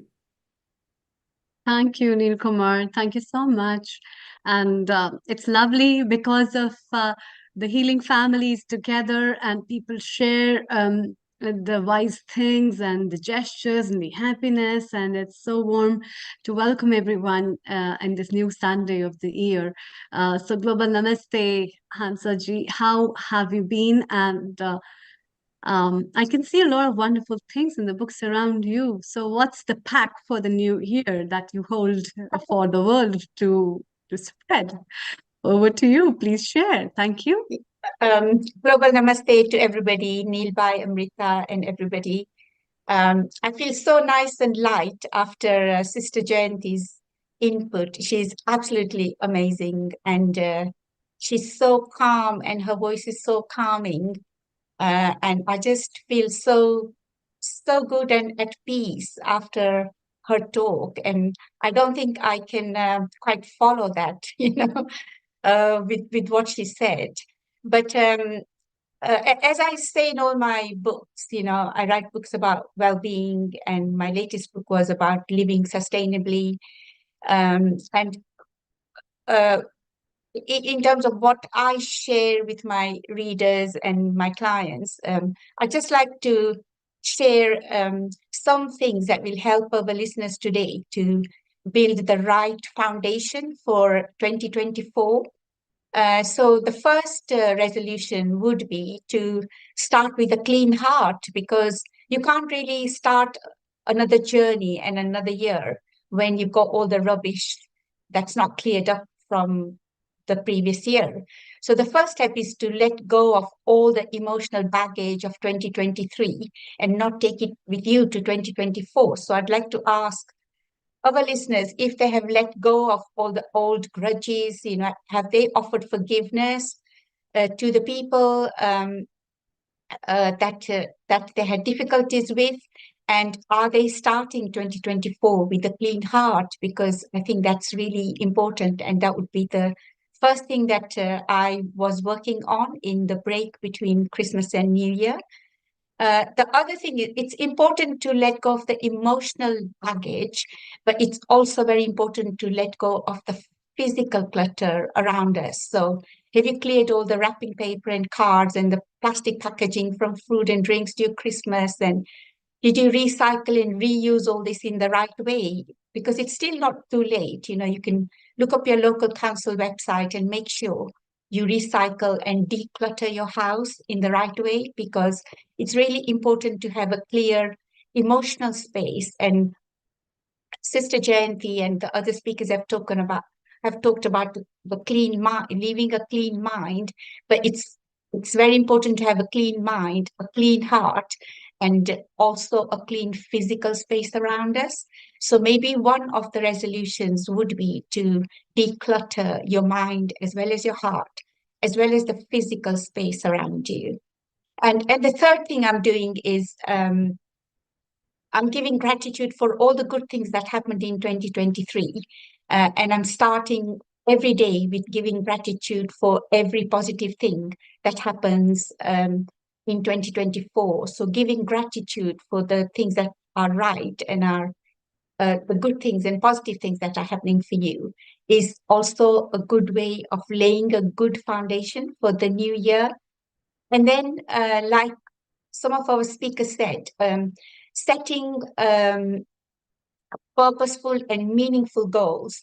And Sister Jayanti and a lot of other speakers talked about making a difference. So I think for me, all of 2024 is about making a difference. But to our listeners, I would like to ask them, what are your talents and what are your skills, and how can you use this this year to help others and make this world a better place? Because we all have unique skills and unique attributes, as Subha was saying, that would make a difference to other people. So think about what your unique talents are and how can you share these, to make a difference. And so come out of yourself, do it, share it, make other people happy with the skills and talents that you have. And one of the things that will help you to bring you back to yourself is to spend time in nature, because when you are confused and when you don't know what your next steps are, when you go and be present in nature, those answers will begin to come. It'll bring you back to yourself. So just because it's winter, it doesn't mean that you cannot be outside in nature, because winter has its own beauty. And wherever you are in the world, obviously I'm speaking from UK, and it's very cold and dark and hazy and dewy out there. But this has its own kind of unique, the bare branches of the trees has a unique beauty and charm about it. And every day, nature has a unique beauty and charm about it. So every day, just get out and observe this beauty and charm, and it'll give you it'll lift your spirit, and it'll provide the zeal that you need, for the coming year. So again, spending time in nature every day would be one of my resolutions. But reading is another resolution, because it's easy to be drawn into the countless TV channels, and pass the winter slouched on a couch in front of the TV, or looking at social media all day. But when you cozy up and read a good self-help book, this really stimulates the mind and the body, and it gives you the answers that you are looking for. And you could also read a fiction book and go on an adventure. And again, it's much better and it gets you away from all the noise of the social media. But, with all these resolutions, the most important thing is to set realistic goals. So, for example, if you're, and I usually share the technique of scaling, with my readers and my clients. And this is a very simple technique. So, for example, if one of the goals that and resolutions you're setting this year is that you are going to live sustainably, then it's not going to happen overnight. So if living sustainably fully is your end goal, and so at the moment you're on 0 and living sustainably is your number 10, then just think about what your number 1 would be. So what would be the first step you would take towards meeting that goal or that resolution? And just be present and focused on that one small step. So the first step towards living sustainably might be to begin to reduce your food waste, for example. So just focus on that. And when you have mastered that, then go on to the next goal, which might be about reducing plastic. So then you go on to the next goal. And when you work with one step at a time, you will get to number 10 eventually. And it's remembering that, it's a journey, and to enjoy the journey and be present on the journey. And along the way, take care of yourself so you can take care of other people, and do something to make a difference and help somebody every day. So I would say that those are my resolutions, and those are the things that I would like to share with the readers, and those are the things that I would be focusing for 2024. That's lovely. In fact, it's so beautiful to know about how the baggages of so much of junk can be taken off. And you have been sharing such a beautiful tips about life that is so important, connecting with nature, living sustainably, working on yourself. And I would say sustainable thinking is one of the very important things as well. And we must think about it, how to think sustainably, because the thoughts are the ones that will be processing everything. And in this temple of the body where the soul lies, the beautiful life that God has gifted us, and we must value it in a way that it is a part of nature, and nature has blessed us with everything and the beautiful years that has come. Yeah. And that is why we all are here. And let's take up Dr. Rajiv's comments. Dr. Rajiv, what have you to say over what Hansaji has said and your points? Over to you. Thank you. What a wonderful message. I think the important journey from outside to inside is so valuable, and most of us do not pay as much attention. What Sister Jayanti mentioned, travel life, and you said start clean for 2024 is such a powerful message. I just wanted to ask that all of us know that we need to reduce our distraction.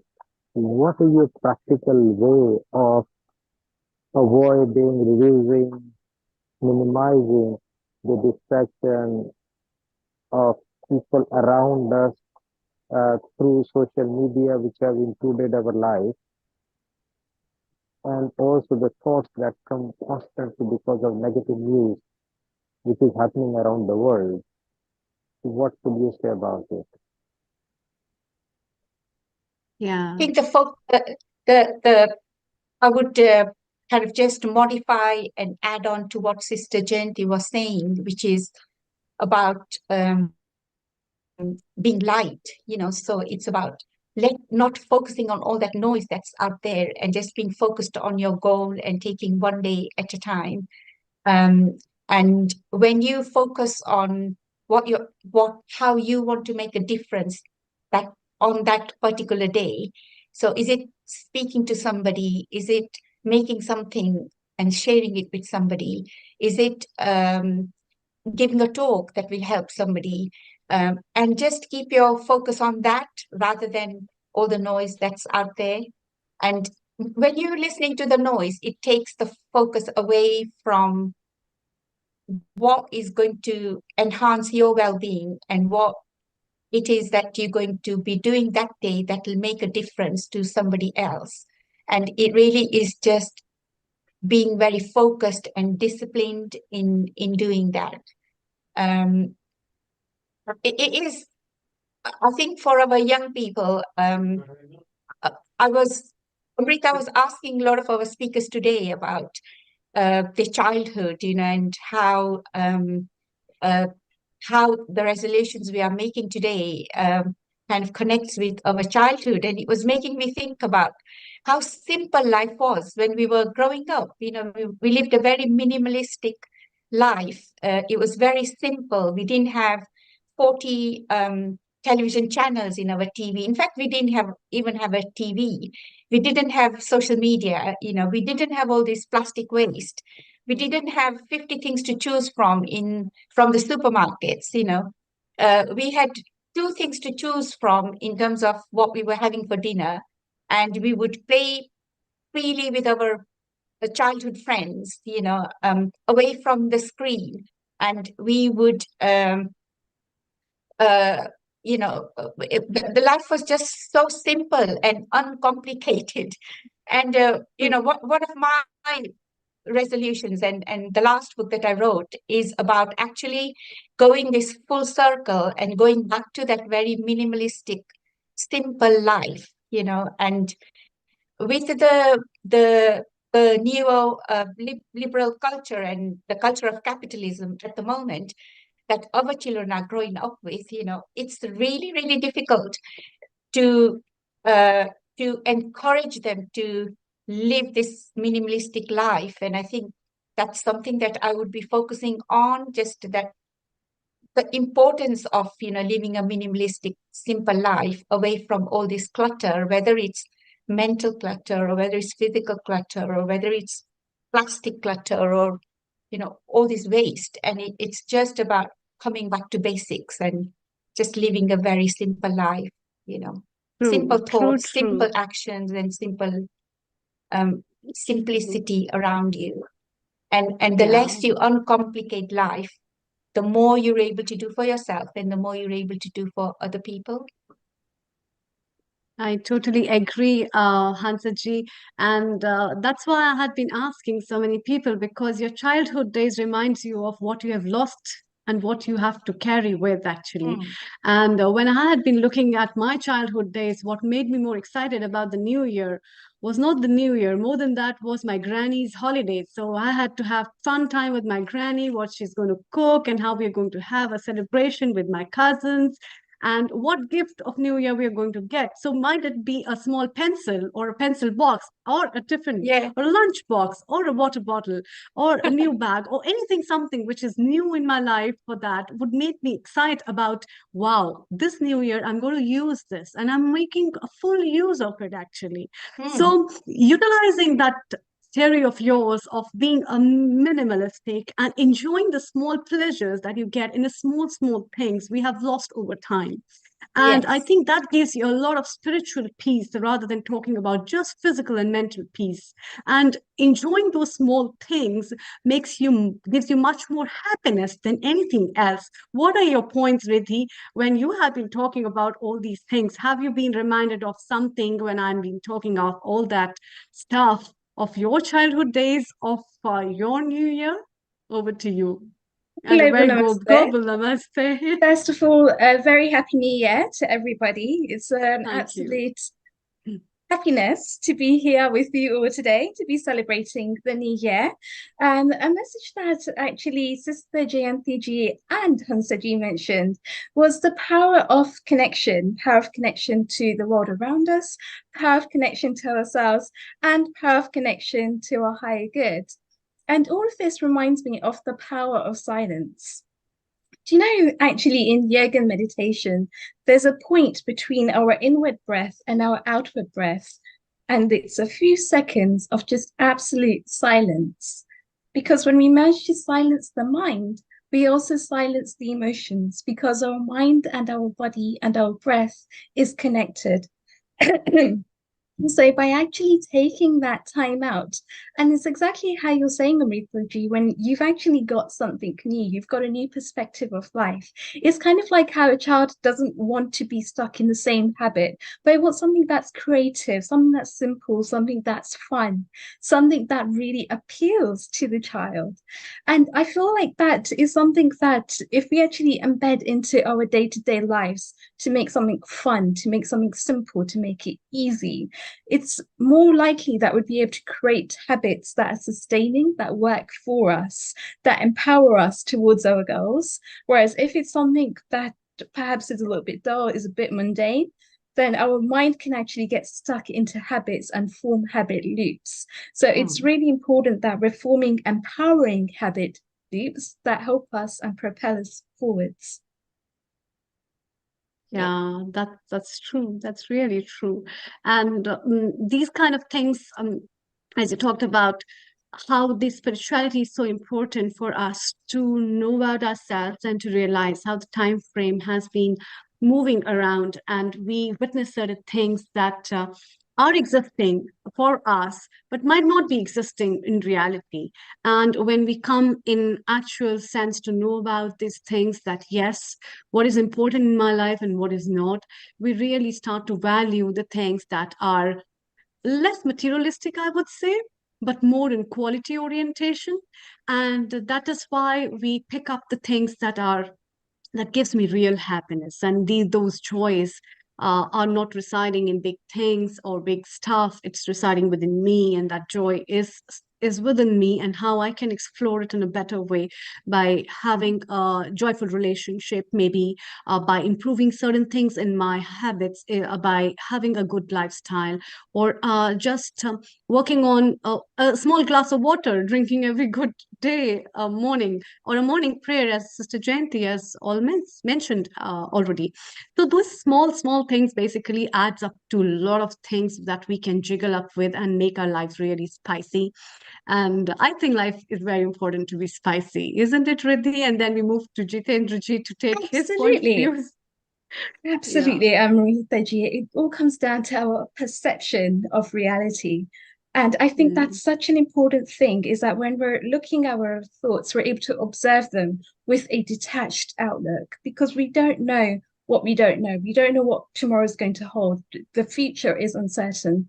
We know our past, but to get stuck in our past forms those negative habit loops where then we expect something to keep happening again and again the way that it's always been.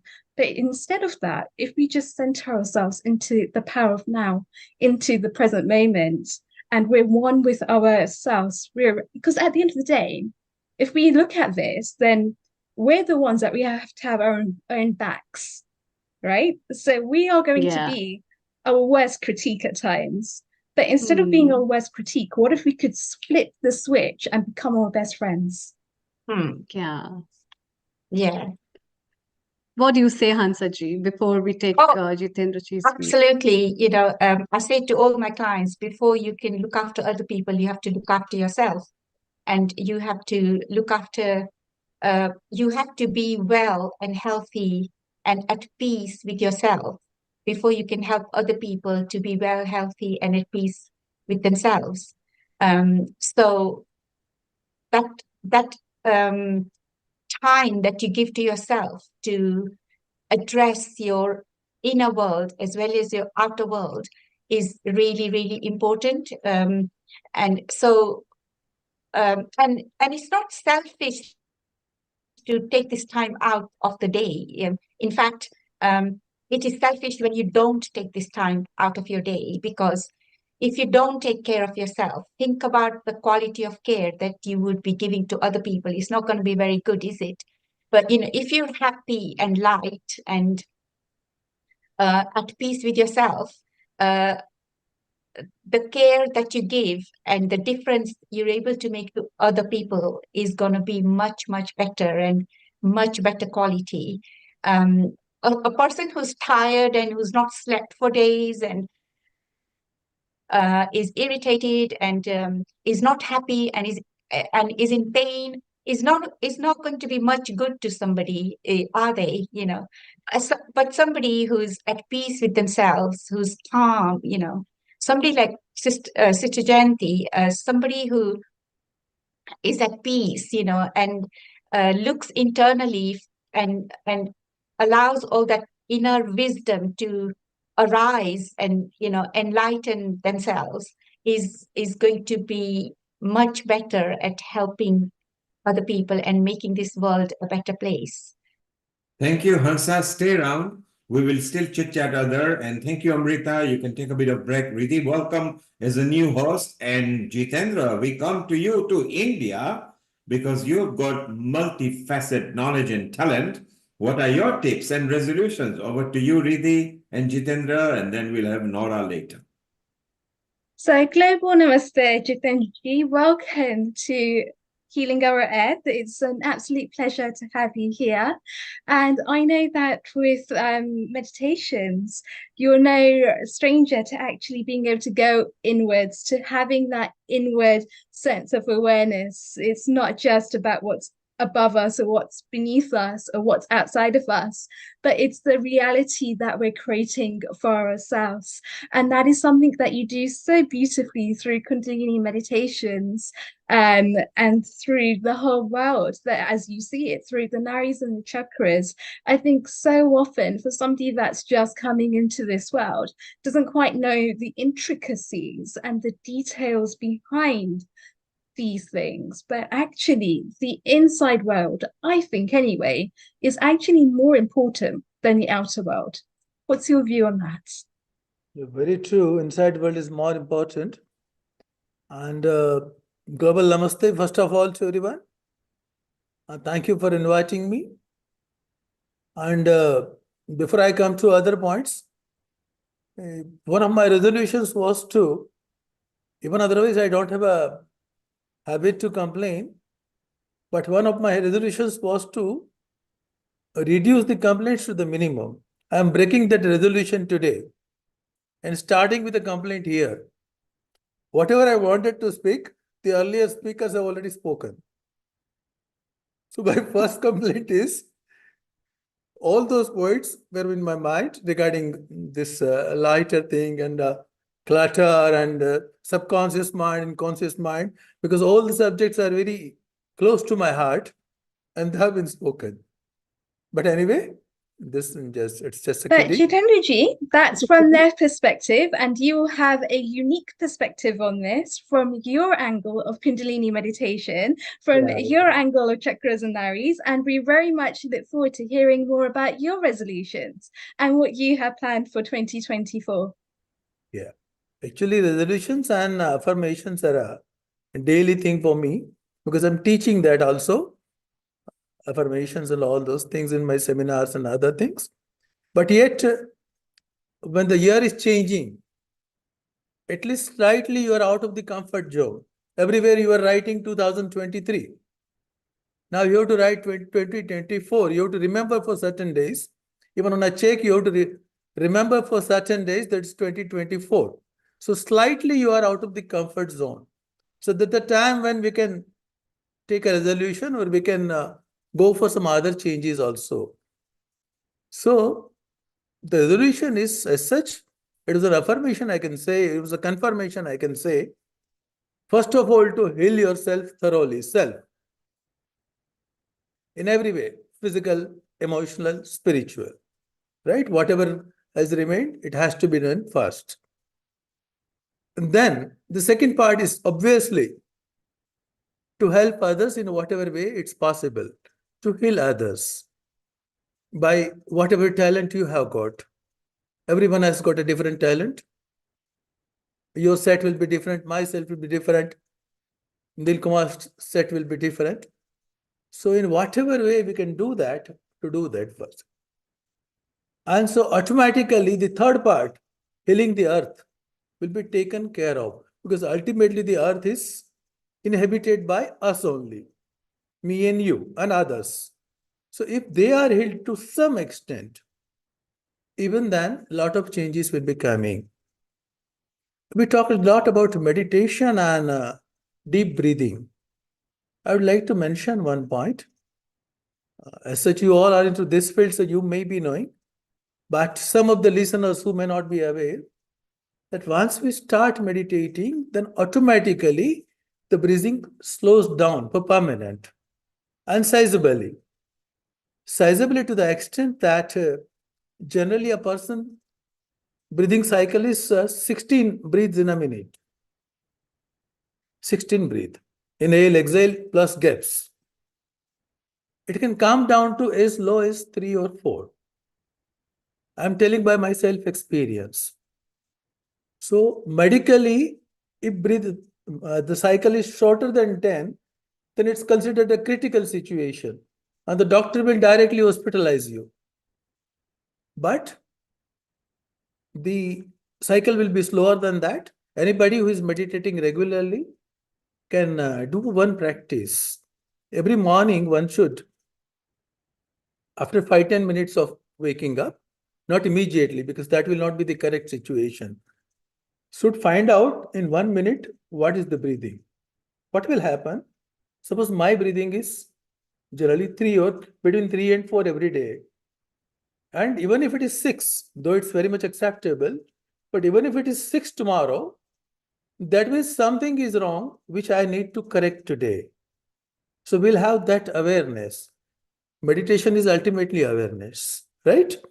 So that awareness will come. So that practice should be implemented. It's my suggestion, my humble suggestion to everyone, to consider, to measure the number of breaths per minute every morning and the pulse rate, both, right? Secondly, you're talking about chakra, and I'm not going into detail because as the subject is very close to my heart and I've already written Chakra Sanhita, which is being translated in many other languages. So if I'll start talking about that, it'll be too long, for which we don't have the time right now. But I would like to mention that ultimately the entire life, right from birth, I would go further, right from the time of conception till death, it is within 7 chakras only. Physical, only 3 parts of life are there. One is physical, second is mental, and third is spiritual. Mind, body, and spirit. All the 3 are totally covered by 7 chakras. And scientifically also, there are a lot of proofs. One of the points was there in between. Somebody asked, I don't remember exactly, but somebody asked that, I think that, I'm sorry, I forgot the name, that Kenya lady, that how to convince, or maybe Amrita asked, how to convince the people for meditation when the people are so materialistic. My humble thoughts are, many of the people believe that spirituality is below intellectual level. In fact, where the intellectual level, what we call intellectual level, when that ends, then the spirituality starts. So we should combine science and spirituality. Bridging science and spirituality, that will be the perfect way to bring new people and particularly youngsters into meditation. And as Swami Shailendra Saraswati ji said, meditation is the ultimate spirituality, it is the ultimate way. And whatever we do, either we do yogasana, or we do bhajan, or we do meditation, the final goal is ultimately, the end result is balancing of various chakras. So, spirituality, psychology, science, all should be clubbed together. And in that case, one person can heal self, because whatever doubts will be there with the self, and if the person comes to know that no, this is happening and there are scientific proofs, there is something called aura, which can be photographed too, which many of the people are not knowing. Many are knowing, but so many are yet not knowing that there is something like aura, or that can be photographed, or what are the implications of aura, people don't know. So they will first start believing it. And then when they will start something like color therapy, yoga, mudra, affirmation, visualization, sound therapy, There are so many other things. It's not necessary that only through meditation chakras can be healed, right? Or can be balanced. So they will start taking, and once the advantages are there, and it's said that once a person reaches to the level when the navel chakra is balanced, solar plexus is balanced, then automatically the feeling comes to spread the message to others. So it will be for the benefit of the entire humanity, finally. As far as I said, psychology, a very famous psychological psychosomatic instrument is there. It's called Johari windows. That every person is divided into 4 parts. Every mature person, I'm not talking about a kid. Every person is divided into 4 parts. One part is an open part, something about me, which I know, others also know. Second part is a hidden part for me, covered part. About my peculiarities, my nature, my dressing sense, my typicalities in speaking, my walking style. So many things can be there, which I may not be aware, but the others will be observing and they will be knowing it. If a person takes a feedback, a person is open to the feedback, then that part can be improved. So the overall quality of a person will improve. And spiritually, that means the person's ego is that much down, that at least he is ready to ask for a feedback and to accept that. Of course, after evaluating, after taking feedback from 2-3 persons, it's not necessary that your feedback is always true for me, but at least it should give me a thought. Third portion is secret portion. Only I know, nobody else knows. Every mature person has something which is hidden within the self only. No one else knows. At least there will be a bigger or smaller portion, but there is a portion. And the bigger the portion is there, the internal pressure is higher. It is said that women are very sensitive, but yet the heart attack is always with males because they don't speak out. While women are free to share, they can share, and so the heart attacks are more with men. So we should have someone where we can share the things. That is also a spiritual part that shows your openness. So that openness, that psychological part should be added. First was an open part, second was the hidden part, third was a secret part, and fourth is something totally blind, something about me which neither you know nor I know. That means my hidden capacities, my hidden strengths. Suppose I can speak good, but I never tried that. Suppose I can sing good, but I always was singing in my shower room only. I never came out. And then one day in a party, somebody compelled me to sing, and then all of a sudden loud applause was there. And I could come to know that my voice is good. And then I tried that these capacities came out. So we should try to explore such opportunities. And that means you have the courage for that. Everything is affecting certain chakras. I'm not going into details, but everything is affecting certain chakras. So fantastic, Chaitendraji. So I'd love to know what you're actually going to be implementing for 2024. Pardon? I'd love to know what you're actually going to be implementing for 2024. My own goal, at least I have to write 6 books this year. Chakra Samhita, Hindi, English, then Dhyan Samhita, Reiki, the universe of psychic powers, soulmate and twin flame. I'll be completing this by this year. Fantastic. Because my expertise is in that. I'll be going with my seminars are already going on, but I'll be accelerating the space now. The things are already going on that very soon, within a week or so, I'll be launching a chakra workshop also, an 8-day workshop or so. So all of the things which I am knowing, I'm trying to come out with the things during this year. Fantastic. My regular articles are already there in Canada, in India, in media. They're already regularly. I'm contributing. So whatever contribution I can make, I will do that. Yes. That's And I about love what you said about healing yourself first, because once you've healed yourself, you have the power to be able to help others and to heal the world. And I'm sure through your contributions this year, that's exactly what you'll be doing. You'll be living that talk yourself as well. And it'll be fantastic to see the ripple effect that you're able to create in the world as well, to be able to heal the world and to help the world to grow. So thank you so much for Thank you coming so and much, speaking to us and Global today. Namaste once again. Global Okay, Namaste. Nilkaji, thank you. Thank you for inviting. Okay. Thank you.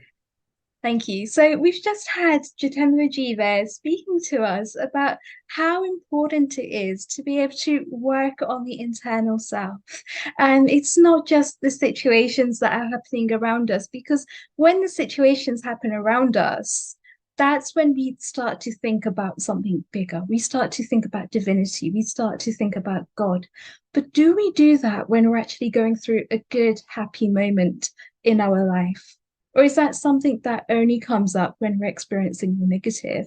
Through something like Samarpan meditation, Jitendraji's just mentioned a load of modalities there that we can go through, that we can go to. But are we actually making that a daily habit? So perhaps in 2024, it's not just about having one day as a resolution, but it's about something deeper. It's about taking an element of that works for us and implementing that into our day-to-day lives. Global Namaste, Dr. Noraji, and welcome to Healing Our Earth. A global namaste to you. It's a real pleasure to be here. Thank you so much. I really enjoyed the talks that I've just taken place before mine. Really insightful. I love the idea of integrating meditation in your daily life. I do feel that this is a great way of detoxing yourself and also finding lots of positivity. And that's what we need, I think. Yes, absolutely. And you're no stranger to that yourself, because you yourself have been working in psychiatry and you've had a number of awards that you've won through the UK Fulbright, through women's empowerment. And it's fantastic to see the work there that you've been able to do in the realm of mental illnesses and how to basically move people through that, how to help them heal, how to be their best friend and to provide a helping, healing hand during those times of need that can help them to enliven their lives and to think, you know what, there is a ripple of hope here. There's a ripple of chance that something can change. And that in itself is so beautiful. So tell us more about your resolutions for 2024. I think my resolutions this year really goes back to reflecting on how things have gone last year. So something that we don't tend to do is we don't really reflect on the achievements of the previous year, lessons learned, areas where we need to focus more on, and what we're going to do going forward. So from my point of view, I often like creating a list of tasks that I need to do, and those lists are quite succinct. They often have a box next to them. So I have like a list, maybe 5 or 6 tasks, and I have a little box. And I just absolutely love the idea of ticking those boxes off, because who likes a unticked box, right? And isn't I that do this amazing with as well? purpose. Because it just provides a dopamine hit every time somebody can tick off something as well. Absolutely, yes. So one of the things I wanted to talk about today is also about goal setting, right? So having like a goal setting, and this particular talk that I want to give just briefly, and I know I've got limited time, so I just want to kick off and sort of go through a little bit of the tips. It's really for those who are goal-directed individuals, those who want to push boundaries, they want to live with purpose. And I feel that each and every one of us who's listening to this talk and across the world, we all have the potential to thrive, but I think it's just about finding that opportunity for us to really put that into practice. So some of the things when we do, I've just done a little bit of reflection about what it is, what are the challenges that we often go through when achieving our goals. Some of them may be that we have a lack of time. It may be that we have a lack of focus. There may be other priorities which are often pulling us in different directions. Some of us may even have a sense of fear that how am I going to achieve this? We're comparing ourselves with others. And so often when we do that, or when we go on social media, we see how amazing everyone else is doing. And often we know that there is a bit of it's not so clear what they're showing online and the reality. There is a discrepancy in terms of what that brings. So trying to eradicate or reduce that sense of fear is what we really want to achieve. Some of the other things that often stop us from achieving our goals may be our self-belief. So our belief system may be that I can't achieve this. I tried this before. It didn't work out. I'm not going to bother anymore. So it's quite a negative thinking pattern which may arise. That could be one of the reasons. Also, when you want to achieve something, you need to come outside your comfort zone. So in order to do that, often a lot of us like our comfort zone. It's like, oh, things are going quite well at work. I'll just carry on doing or taking up those responsibilities. I don't really want to do another job or another role because it's going to really take up a lot of my time and I have to do new things. But actually, there is a lot of positivity in doing something that's new. It allows you to come outside your comfort zone. It allows you to grow. And I think all of us have that potential to really grow, right? So why is it important to set goals? Why is that so vital? Well, first of all, it gives you a sense of purpose. And I know that there was a very positive motivational talk which was presented by Oprah Winfrey just a few years ago. And she talked about the fact that there are so many challenges at the moment. People are doing tasks after tasks, but they don't have a purpose.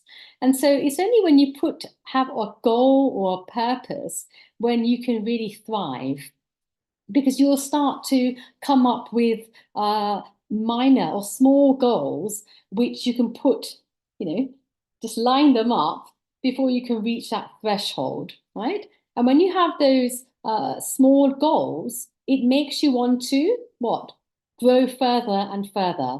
So it's almost like an internal motivation that you can set up for yourself to have that growth. Another thing is it builds a lot of confidence. So when you have that goal, it might be a goal which you can achieve in 6 months. It may be a goal that you can achieve in 9 months, but it's not something which, I can achieve this in 5 years or 10 years, because that almost feels like a long journey. But what can we do? We might have an overarching goal, which may be a 5-year goal, but surely there are other internal goals that we can do within a year. So what do we want to do is set up that goal in practice. What are the main objectives of that goal? How am I going to achieve it? And start to almost have like a track system in place so you can check your progress. That's vital, because often if we have something which is written down, and I'll come to that in a moment, why it's so important to write our goals down, is that when we have something written down, we're more likely to be able to check and see how far have I got. I've reached stage 3, but I want to get to stage 7, right? In terms of my progress. So, okay, I'm doing really well. And you can pat yourself on the back. And that's really important, that positivity. And also the words that we use, even internally, it's not necessarily things that you express to others, but what is my inner voice saying to me? Am I saying, I'm doing amazing?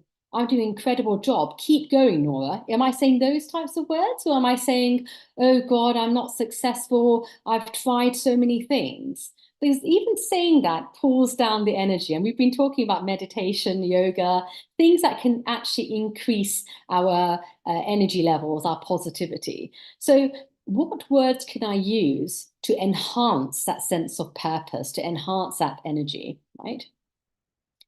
That's really important. And something that's just come to mind now is a suggestion I gave a couple of days ago to just someone who's under the age of 10.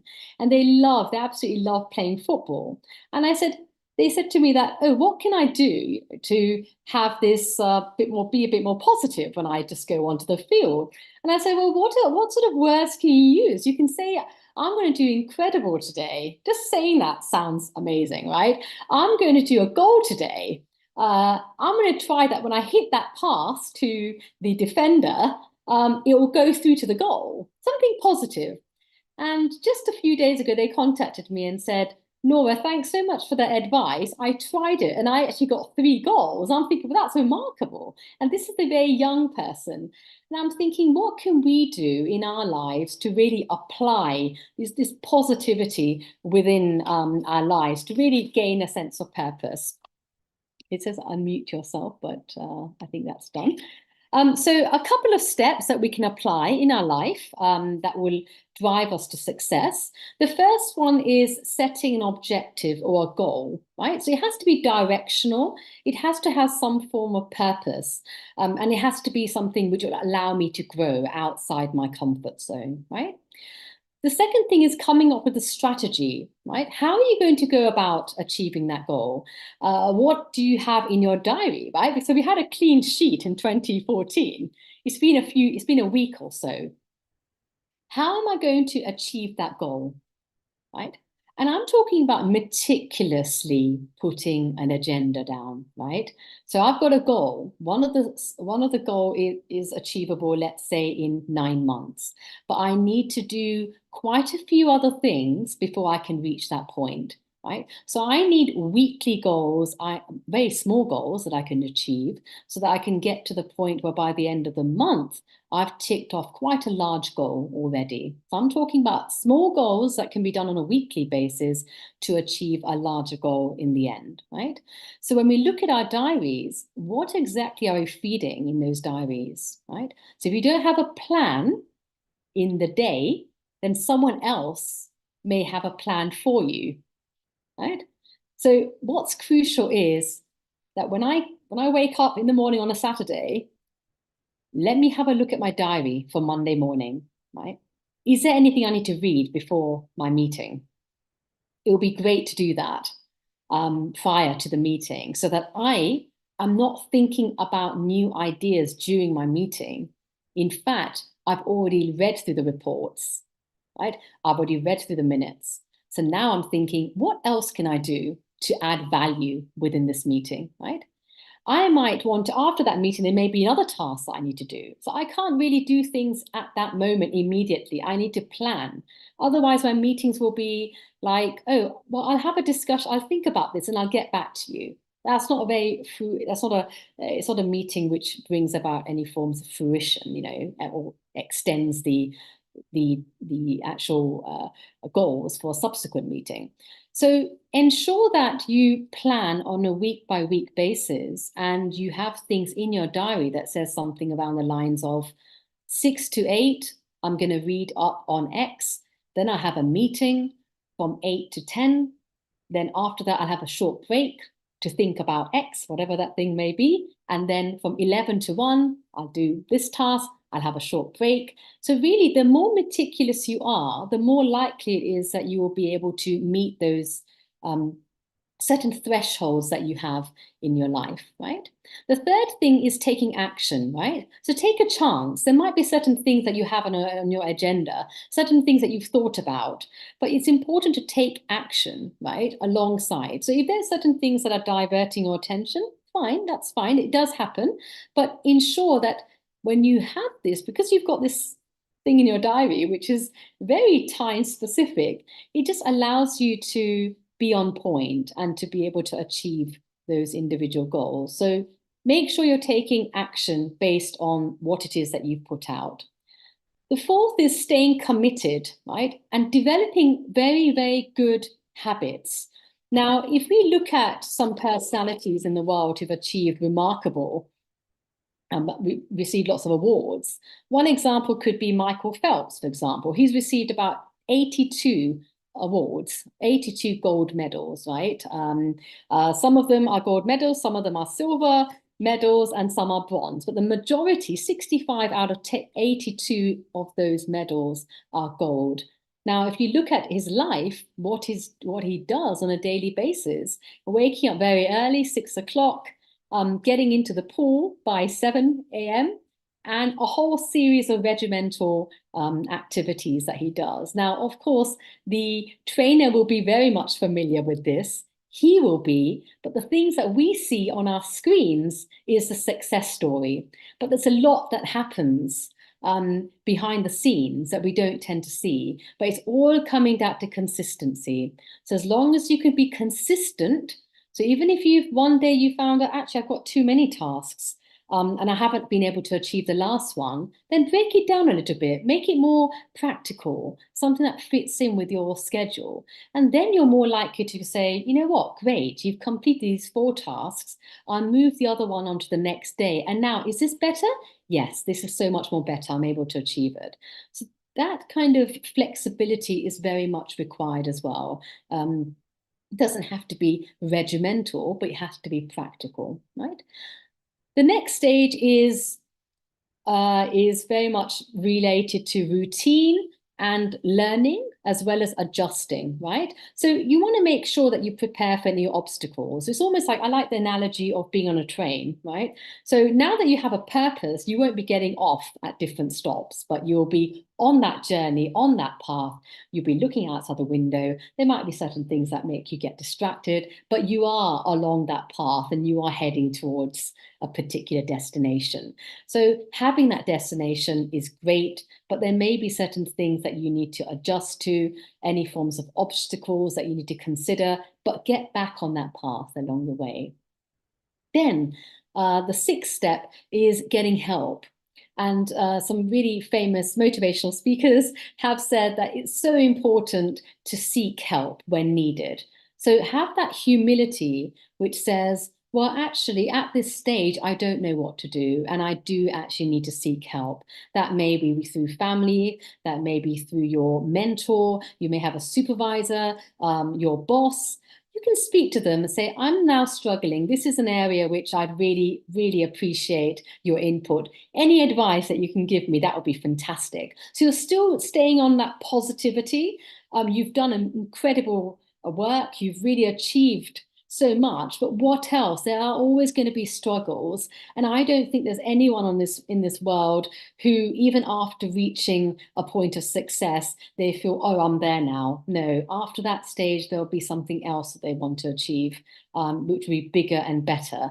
But it's always important to seek help and get the support from those around you. And then finally, once you've reached that stage of success, it's important to give back. It's important to have a sense of gratitude, right?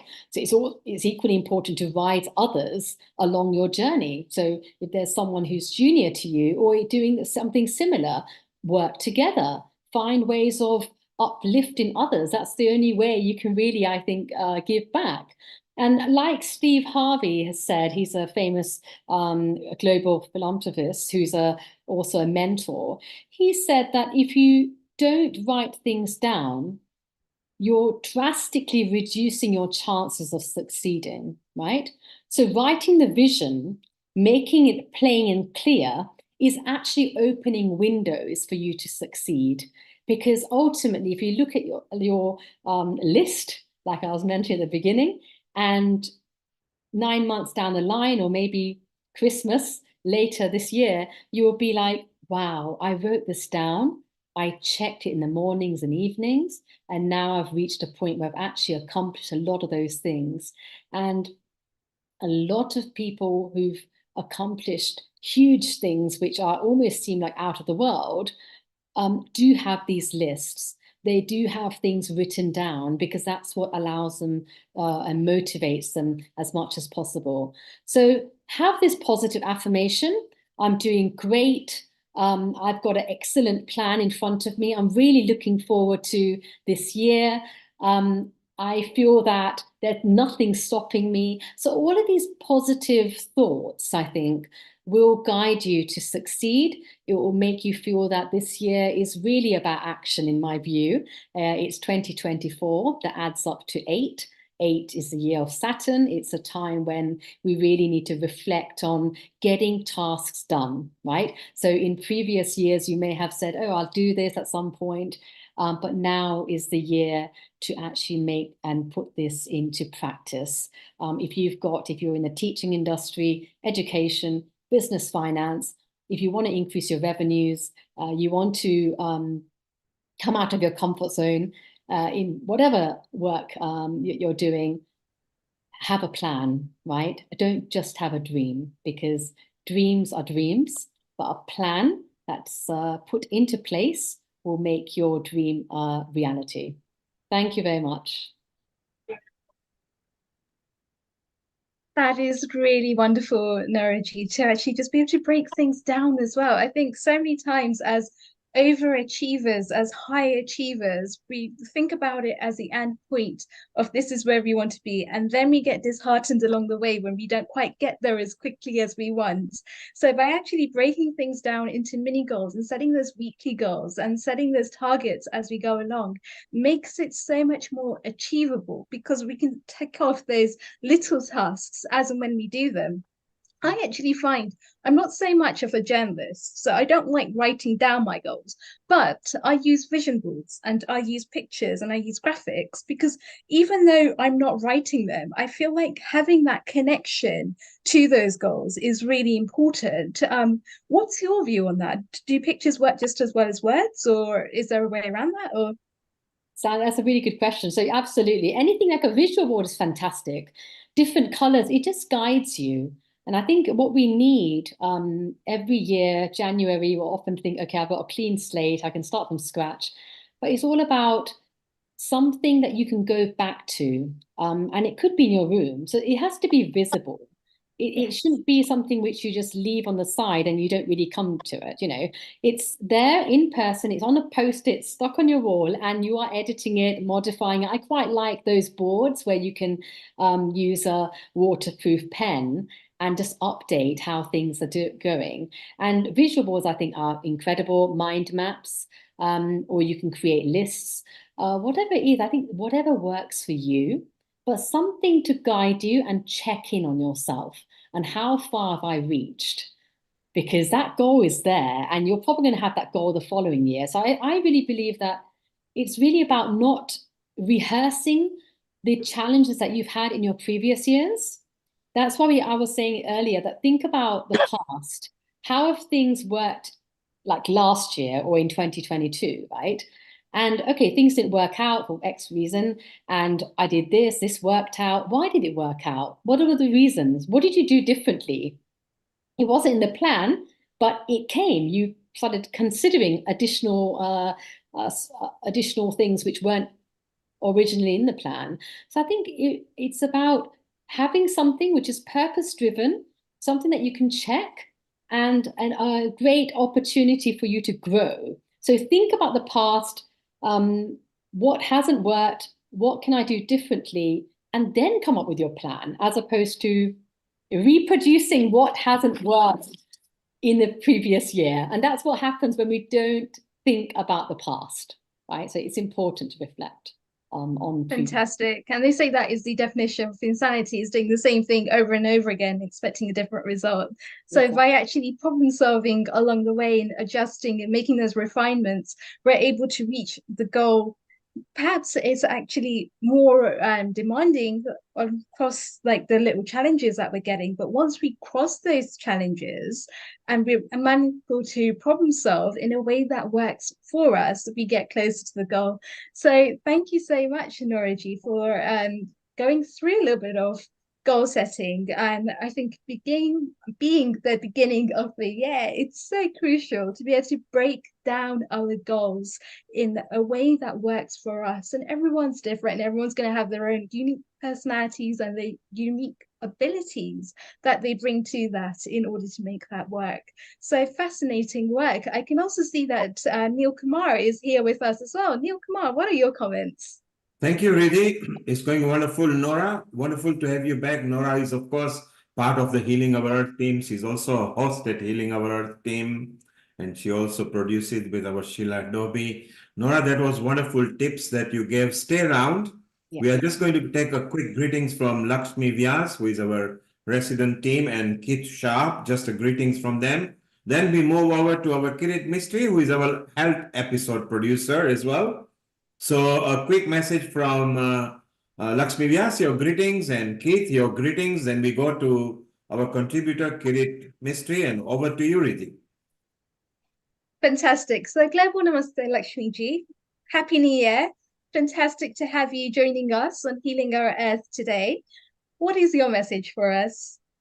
My message, if I may, is to wish everybody at Healing Our Earth a wonderful 2024, and for me to be able to continue the little part of work I do to help out with the Tai Chi and the Qigong, and looking forward to a peaceful year without all the troubles that we have individually or in world peace. But the message is more and more harmonization. I've just clicked on, and I think listening to Nora, sorry, I only picked up the last part, Nora, but as a former project manager, about activities, timescales, records, traceability, I'm on your path, my dear. Thank you very much. That's wonderful. So glad to have you with us here today as well, Keith.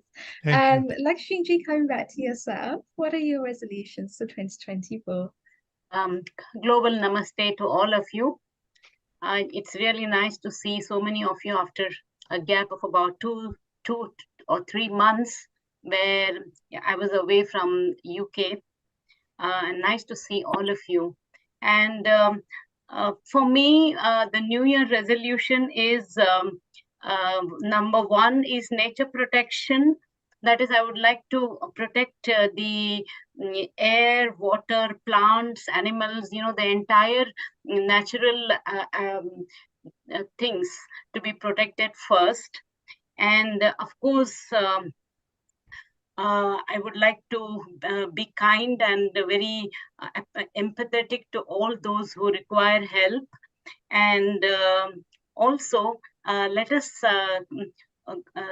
go ahead and do the vegetarian food which is more healthy, and this also would help us to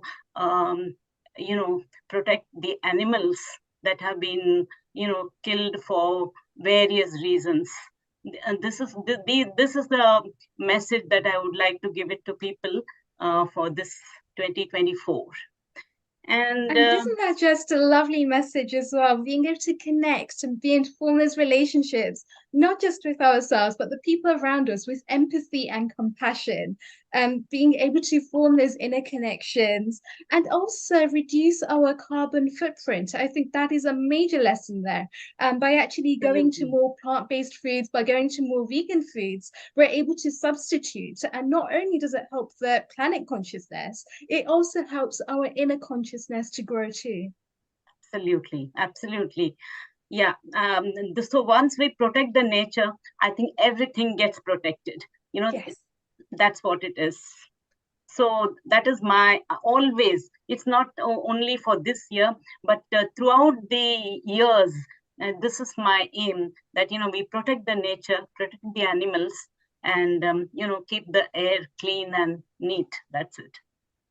Fantastic. And we can already see the effects of that, Lakshmi ji, when you're actually coming on here and being there with an 18-year-old heart and a true nature to serve and really do some fascinating work in the world, being that globally as well through your European Foundation, the Hindu Forum of Europe as well, which is doing absolutely incredible work, and to just be able to form those relationships and to pass on that happy ripple into the world, that positivity, and to be able to heal the world as well. And it all begins with ourselves as we form those happy ripples going outwards into the world.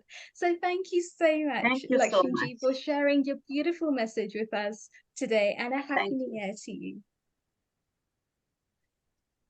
Global Namaste, Kiriji. How are you today? Global Namaste. Thank you. It's been good to listen to all the speakers, and I'm well. And really great to see you present really well, and also hearing from your kind of questioning and also debriefing has been very valuable. So thank you for that. Thank you so much. And Kiriji, you're no stranger to this yourself. You've done a load of campaigns. You've helped people with their health on so many different levels.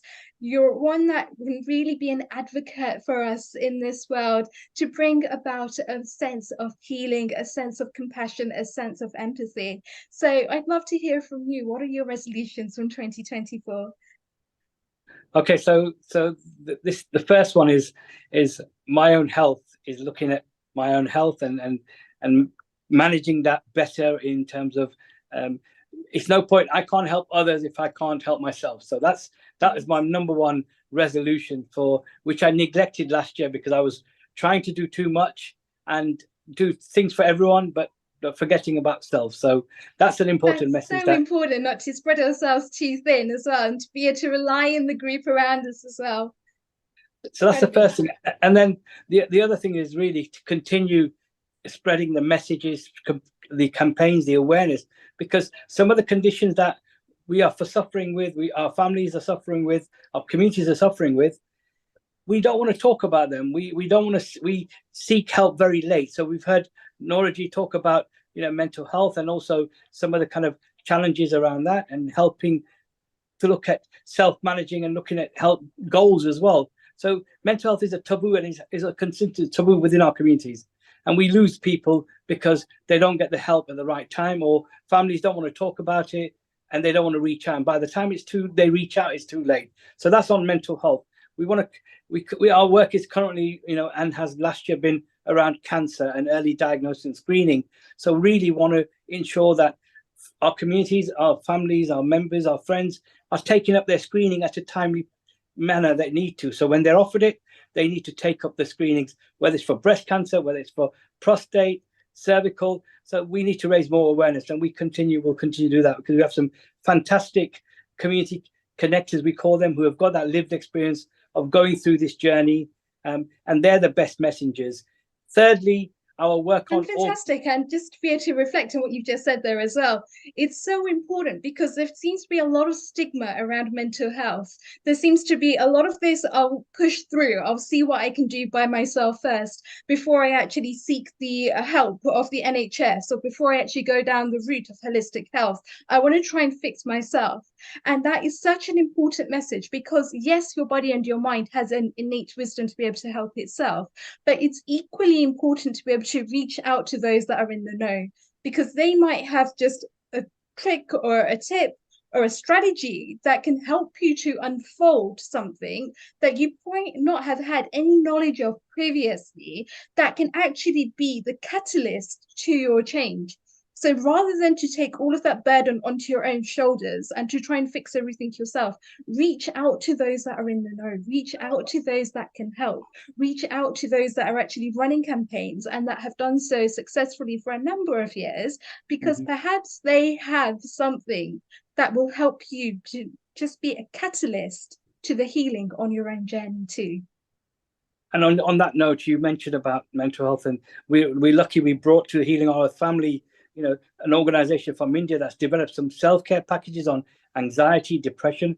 And I think this is valuable because there's lots of great organizations doing some good work. We need to try and bring them and share their expertise, knowledge. And then the third area of our campaign is really around, what we've been doing for many years is around organ donation, blood donation, stem cell donation, kidney awareness, because our communities, we're high in need of various organs because of our conditions around diabetes and other conditions. But when it comes to organ donation, we kind of shy away from understanding that it may be yourself or your loved one or even a friend that, God forbid, will not require an organ. But when they do, where do they get these organs from? And unless we start doing the education in our communities, and we're fortunate in the UK, the law has changed. In England, Scotland, and Wales, we're automatically going to be donors unless we opt out. So that's the continuous message we want to kind of get our communities talk about, have those conversations with their loved ones. So when the time comes, they don't override their loved ones' wishes. And then finally, one thing I've taken by being involved in and being part of this family, which I didn't take advantage last year of the wealth of knowledge, expertise. So this year, I really want to look at how we collaborate with all of our Healing Earth families and bring that knowledge to our benefit, our communities, utilizing, you know, the meditation, the spirituality, the Ayurvedic, and also the mental well-being, you know, expertise that we have, because it's no point having the expertise if we don't share it and get it out to our communities. So that's my kind of plan for this year, and that's what my commitment is as well. And I think that's such a beautiful commitment to actually have as well, because as we actually learned during yoga meditation, it starts with the body, but once somebody actually passes away in whatever situations, their body is no longer something that they require on their onward journey. So they're actually the soul within. So by actually having those services where they're able to use those organs, perhaps for medical research, perhaps for analysis, perhaps to help to find a cure further on for somebody else, they're already performing that seva, which is so crucial and so critical, especially within the Asian community, because there just aren't enough people that understand the bigger picture. But the bigger picture itself is so important. And obviously, yoga and meditation is also linked to Ayurveda. Ayurveda is the sister science of yoga and meditation. So by not just looking after our brains and looking after our minds and looking after our breath, but by also feeding ourselves the right food. I've always said that your food is your medicine, your food is your fuel. And by actually providing a platform, a foundation in which we're actually sustaining ourselves fit, well, healthy, for our lives, we're already doing a really important seva there, and that is to look after ourselves. Do you know, I was actually asking somebody the other day what the secret was to long living, and they actually said the secret to long living was just happiness.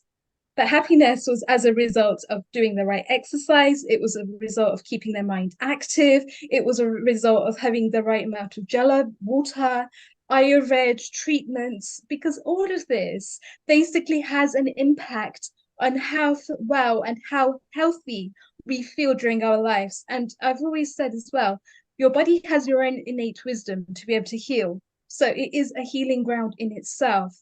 But there are things that we can do that can help to catalyze the changes that we require as and when we need them. I was reading up and doing a little bit of research on this the other day, and it practically said that genes have the ability to heal because there's a 7-year gap and the genes renew every 7 years. So by having that knowledge, what are we doing today? What are we doing right now that's going to help and that's going to serve us moving forwards? And what have you found, Kiriji, during your own journey or those around you? So it's important to find the right kind of mentors that you can, you know, have affinity with and learn from their journey, how you apply that to your own journey. But then most importantly, you know, sometimes we keep hold of all the negativity, or somebody's done something to you and you just keep holding on to that. This, I've kind of learned to kind of push that negativity to one side and look at how I utilize that negativity to make it positive. And most importantly, we've got to, people like yourselves, you're the future generation. So we really need to be having younger people in our lives to help mentor them and support them. And then they will help us live longer because they will have that youthfulness in us as well. So it's great to see, Neilji doing some great work, bringing young presenters, and we'll have young people to be mentored to. And we currently have a youth charity, and that's what we're trying to do as well, is mentor the future generations. Yeah, absolutely. And just touching what you've just said there as well, 96% of our thoughts on a daily basis are negative. And it's by actually only becoming aware of those thoughts, by observing them from a distance, not necessarily identifying and attaching to them, but by just being aware of what's coming up to the surface, we can then start to take a bigger world view of that as well. And our perceptions are our own realities, as you're saying. It's the perceptions that we identify ourselves with that's forming our future. It's those perceptions that are either going to work for us or it's going to work against us. And if it's working against us, why are we holding on to it? I think so much of that anchor and so much of that resistance comes from the fact that we've actually got a tight rope in our hand and it's forming a wrist. And actually just by releasing that gently, slowly, it lets go of all of that negativity, so that then we've actually created the space to allow something new, something positive, something uplifting to come in. And that's such a beautiful space to be in as well. Totally. And again, it's about having that. It's not. We have to learn from it's a learning for us, and that journey is about learning, and that's what we kind of will enrich us anyway through the learning that we have. And Healing Our Earth family is enabling us to learn every week. There's learning from this. We learn something from everyone, and you take that and you then apply that. So that's amazing. That's why I'm glad to be part of this family, and also be part of the having the health episodes is one way of getting more awareness in our community. Yes. And Nora, I know that you actually work quite a bit with mental health, mental illnesses. What are your views on what Kiritji shared with us today? I think what's really important, Kiritji, thank you very much. I think I really found the points that you raised really insightful. And I think certainly, especially in our Asian community, it's really important to talk and share your inner feelings. That's really the foundations of everything. And I know that we're really close, within our communities and our families. We do talk about everything, but sometimes we don't talk about our mental health. So it's really important to actually share on it. And I do this all the time. People almost get annoyed. I talk about all the great stuff that's happening. And when things aren't going so well, I talk about that as well. So everyone knows exactly what's happening. And sometimes it's almost like it's really important. People feel good as well because they feel that, oh, this is going on like this week for Nora. So they're aware. And from my point of view, it's almost like I have someone in-house who's just listening. And that's important. So every single one of you, do you have someone that you can just open out to? That's the question, right? Whoever's listening. And if not, is there someone else that's looking out for the best for you, right? So it might be a friend who's just there to listen, not sort of without making any judgments, and go, okay, so what have you thought about? So I've done a bit of therapy training, and often there is a type of therapy called person-centered therapy. And it's a very powerful therapy because you don't need to actually make any suggestions to the client, right? To the person who's sharing things with you. All you need to do is say the same information back to them. So if they say something around the lines of, I'm feeling really low lately, so you can say, oh, why is it that you feel low? Right? So you didn't have to come up with specific questions like, oh, which situation are you feeling low? No, that's another. So just say the same information back, and what you'll find is that the person starts to reveal the challenges that they're experiencing. And the power of this person-centered approach, which I think is applicable and is really easy to apply, is that you don't need to make any suggestions, and the individual is able to come up with a solution for their own problems and challenges. It's fabulous, right? So it's great as a therapy, but we can all apply this with our loved ones at home. Just open out. I'm going through the struggle. I'm not looking forward to the meeting next week, whatever it might be, because someone would give you some form of direction to help you. Great point. Yes, absolutely.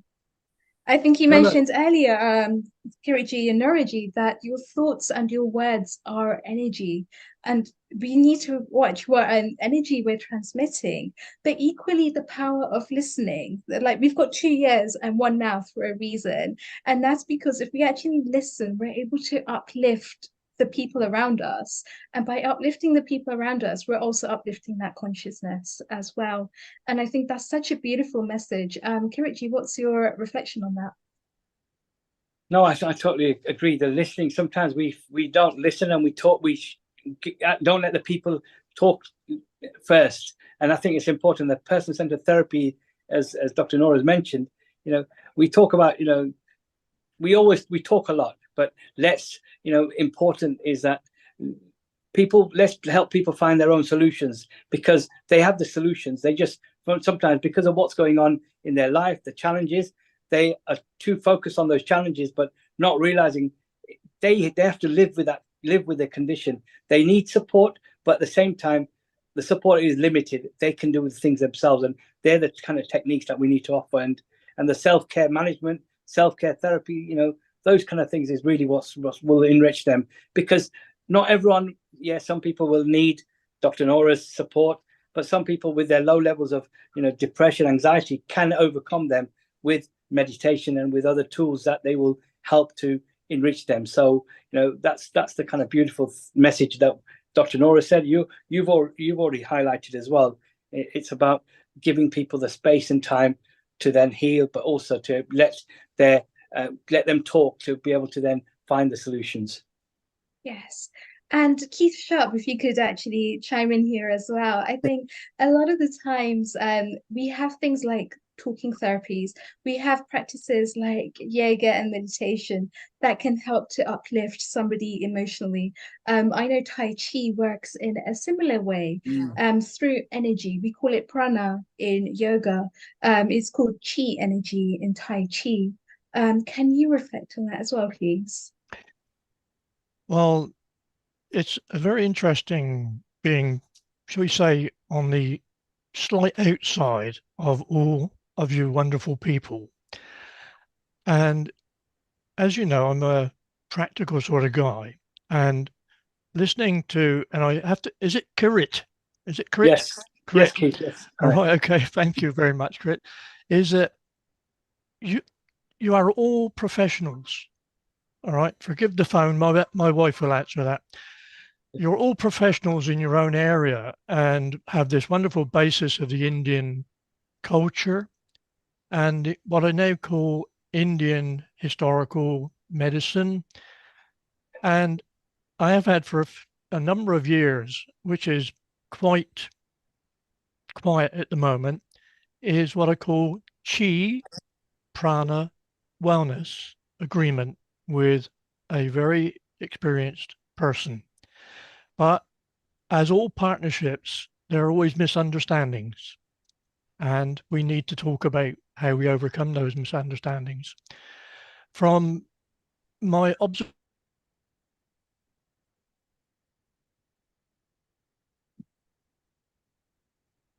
Keith, are you still with us? Okay, I think we've just lost him. But yes, I think there was an agreement there between chi and prana, and having that sense of upliftment of energy coming through as well. Dr. Amrita, I know you work quite a bit with Ayurveda, and again, we're working here with doshas and how we can basically get one to be optimized in their health. What reflection do you have on this? In regards to New Year, well, a lot of people, I think, must be having good resolutions about dropping up weight, or looking more beautiful, or going for a retreat this year, or taking time for themselves, or maybe somebody will think about having a paradise to find God in the Himalayas. So a lot of people might be having some resolutions related with Ayurveda in that regards. Or somebody must be fantasizing about learning something or a passion. I still remember there was a couple who got married recently in the last day of the year, and they came for a honeymoon as a yoga retreat on the first day of the next year, which was really wonderful thing, and they wanted to do it.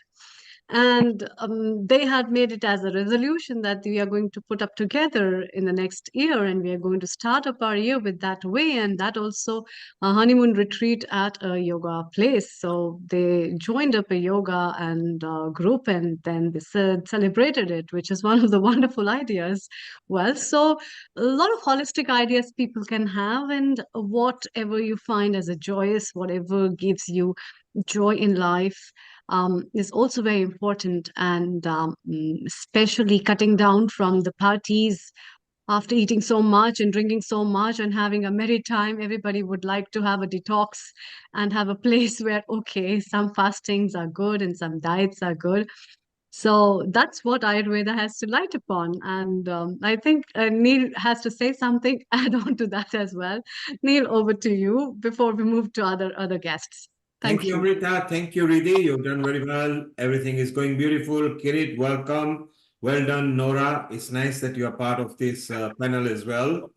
We want to bring lots of tips and resolutions. What we are going to do before we move to Sharon for our last part, we always go to America.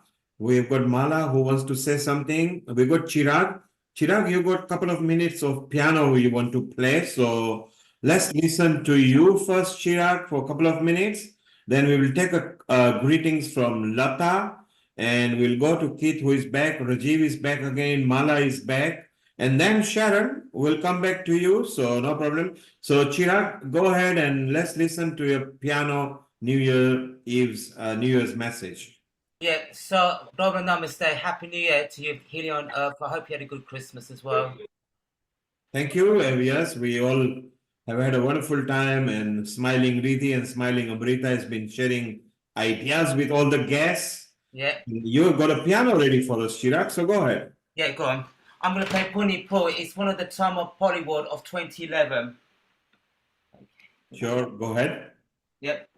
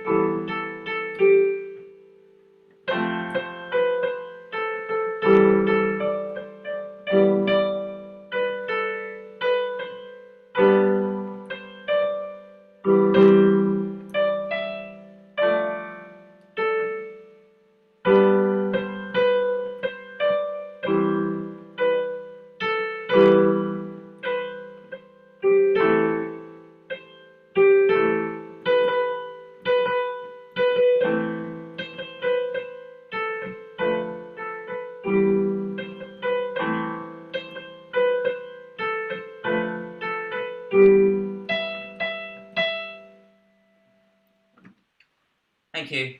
Thank you, Chirag. Thank you. Nice. Wonderful. Nice Thank you for soothing. sharing as well. I know you're on level 5 of piano at the moment as well. So it was fantastic to hear and to just have a reflection piece as well there as well. So thank you so much for And sharing. Happy New Year. And it says And Happy New 2023 Year. is gone. You got a new beginning, 2024. And it says reflect positivity for all the new year brings and joyful. And what are your goals, your hopes, and to achieve? And something creative, learn new skills, make new people at work, something kind, something you love to do. And you must achieve that your goals you can achieve with hopes and dreams may come true. And wishing everyone prospectability, a happy new year, stay focused and work hard and concentrate. Thank you, Chirag. Well done. And we wish you all the best for 2024. And let's move over to Mala. Mala, your quick message before we move on to Sharon. Oh, thank you. Happy New Year, everybody. Namaste. What a beautiful piece. Very moving. X Factor on the horizon, I see. I just want to say that I was listening to all the advice and conversations to do with mental health and well-being advice and counseling. Maybe I missed something earlier before I logged on. How do we switch off in this current climate of hostility, political, intrusions? Whenever you try to filter it out of your mind, it's around you. How do you do it? What advice would you give to people out there for the new year? Because we don't want to carry things from last year, for example, the cost of living crisis, whatever issues that has raised. How could we just block it off and just make peace and be happy with ourselves for a better 2024? Thank you, Mala. Stay around, and between Lee Torcha, Cindy, and Sharon, they'll give you a bit of clue. Yes, you missed out earlier. There was Swami and Sister Jayanti. They gave the exact solution. So stay around, and you'll get a bit of a solution for that. And Lata, your greetings before we move over. And what greetings would you like to? Global namaste to all at Global Healing namaste Our to Earth. you. I don't know how much time I've got, but I've got Just so your much greetings, please. Yes.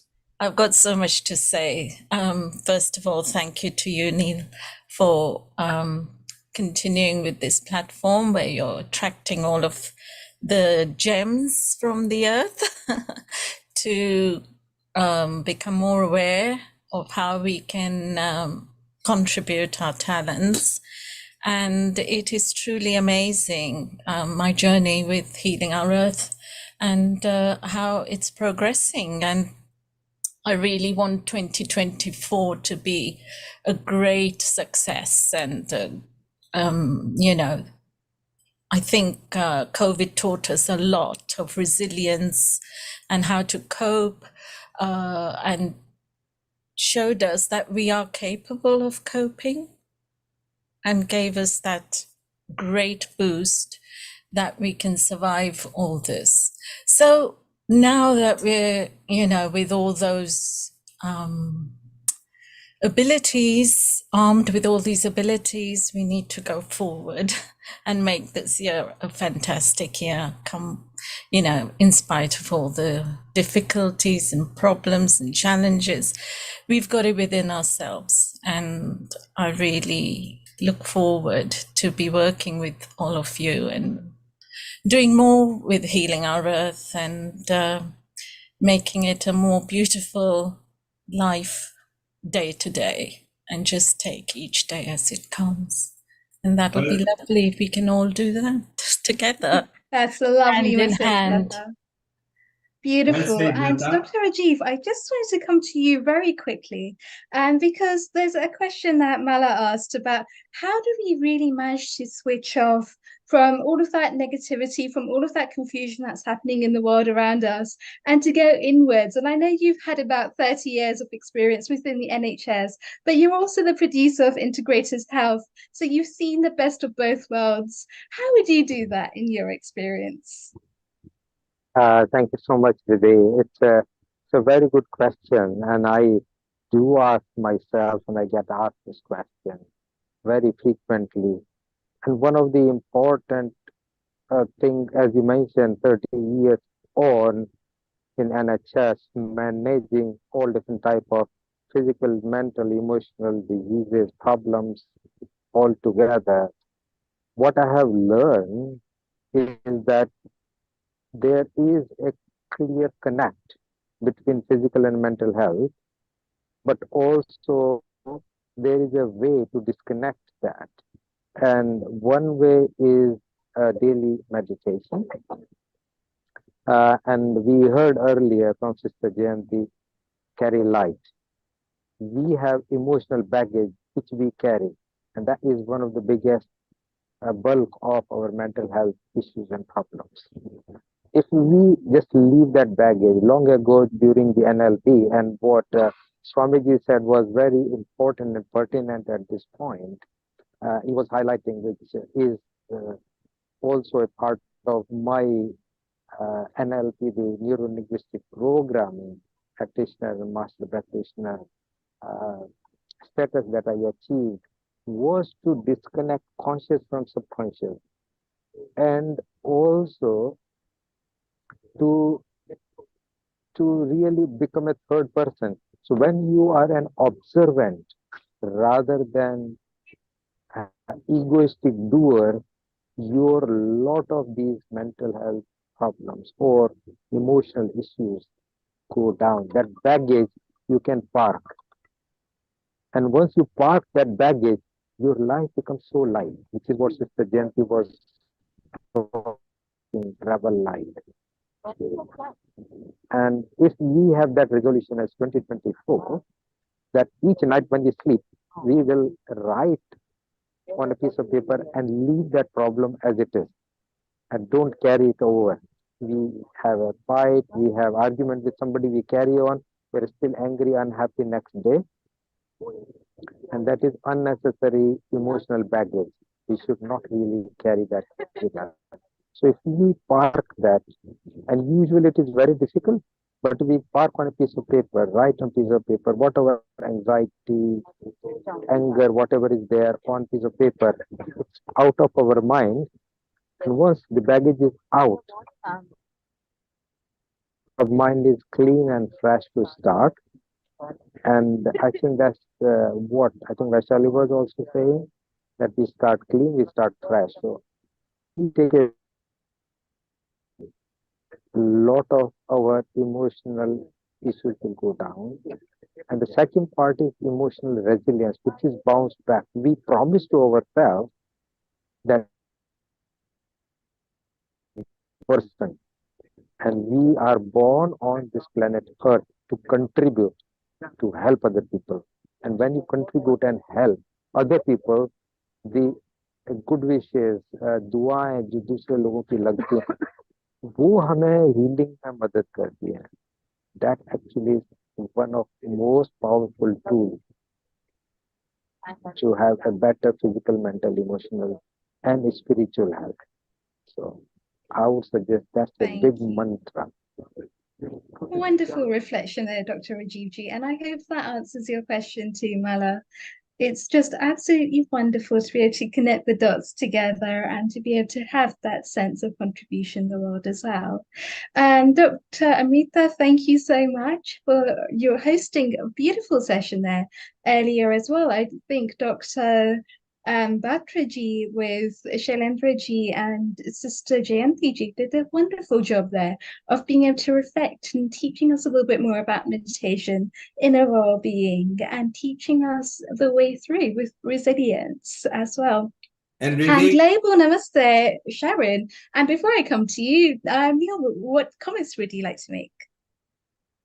Riddhi, before we go to Amrita, let's go to Sharon now because they've been waiting. We've got a dynamic team of Cindy Tate and Lee Torcha, who have been part of Healing Our Earth during different times, right from the start of the pandemic, which Sharon has been responsible for bringing them. Sharon, Global Namaste, welcome. And we will stay around. Let's listen to your tips, resolutions, and New Year greetings, and we will then come back again. So over to you, Sharon Rose, and Amrita and Riddhi, stay around. We'll be back with them shortly. Thank you. Global Namaste to you all. Thank you. It's such a joy, as always, to be with you. And, in thinking about Mala's question, I've done a lot of work on emotions throughout my life. And there's so many practices from so many traditions that can help release the negative emotions and transform them into positive qualities. One of them, Keith Sharp, hi Keith, would know, in the Qigong tradition is called the 6 healing sounds. And that's actually, as I look around the landscape of the world right now, the emotional landscape, we're really in a very painful time. There's a lot of suffering. And so I can feel it. It's like a heaviness. And so what do? I go for walks in nature. That's really important to get that sunshine. I do Qigong practice. I commune with all the Devis, Lakshmi. Namaste, Lakshmi ji. Nice to see you. I commune with the goddesses and bring that Shakti in. They're here for us. Also, Shiva and Vishnu and everybody. All we have to do, they're waiting. All we have to do is call upon them to help us. And then there's this practice called the 6 healing sounds. And the 6 healing sounds from the Taoist tradition, it's to release the negative emotions from your organs. And it's an amazing, amazing practice, very subtle. I feel after I do it and while I'm doing it, I feel so much freer.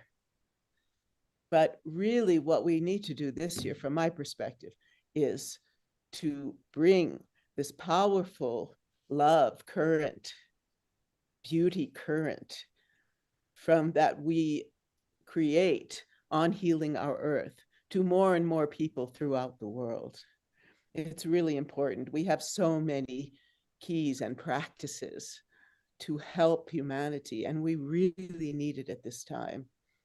Coming from born into a Jewish tradition, what's going on is just, it's just shocking and appalling and horrific and painful.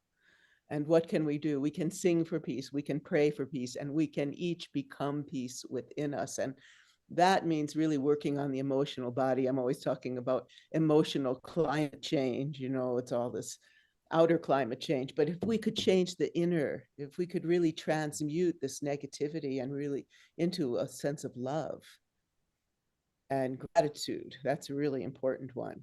Think about, instead of all the terrible things, all the wonderful things, all the things we have to be grateful for, including healing our earth and what Neil Kumar and all of you have brought. So I would like to bring in, let's start with Cindy Tate, who is a multidimensional healer, very dear friend, and has helped me for years through the challenges of emotions. Namaste, Cindy. Namaste, everybody. Thank you for having me. So I think that we are in a time that's going to amp up. It's going to get even more wild and more chaotic. And this year is going to bring a lot of things that look good and things that look bad. Technology is coming out that's going to help people heal all kinds of things. There's technology already available to heal the environment. But we don't hear about that. It's not in the news yet. It's not available to everybody, but it is appearing. And I think our challenge for this year is to go inside and go into our hearts and our divine spark and discover that we are the source and that we are all that together. One of the things I do is when I hear how bad things are and how it's appalling what we hear, I recognize that this reality is a polarized reality. So however bad things look, that's also how good things are. the people in the mass of people in the world have benevolent hearts and benevolent intentions, and yet that's not who we hear about. So as bad as things sound, I reverse it in my mind and say that's how good things are too, and maybe things are even better than that, because the mass of people are wonderful and creative and also wanting it to be peace on earth and, you know, co-creation, cooperation, connecting with nature, including everything in our reality, the unseen, the seen. And that has been a valuable practice for me.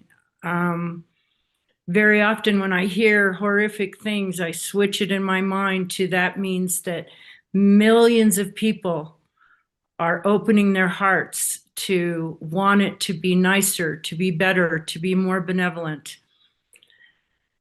And so, anyway, I think we have to go inside and recognize how wonderful the heart is in everybody, most people.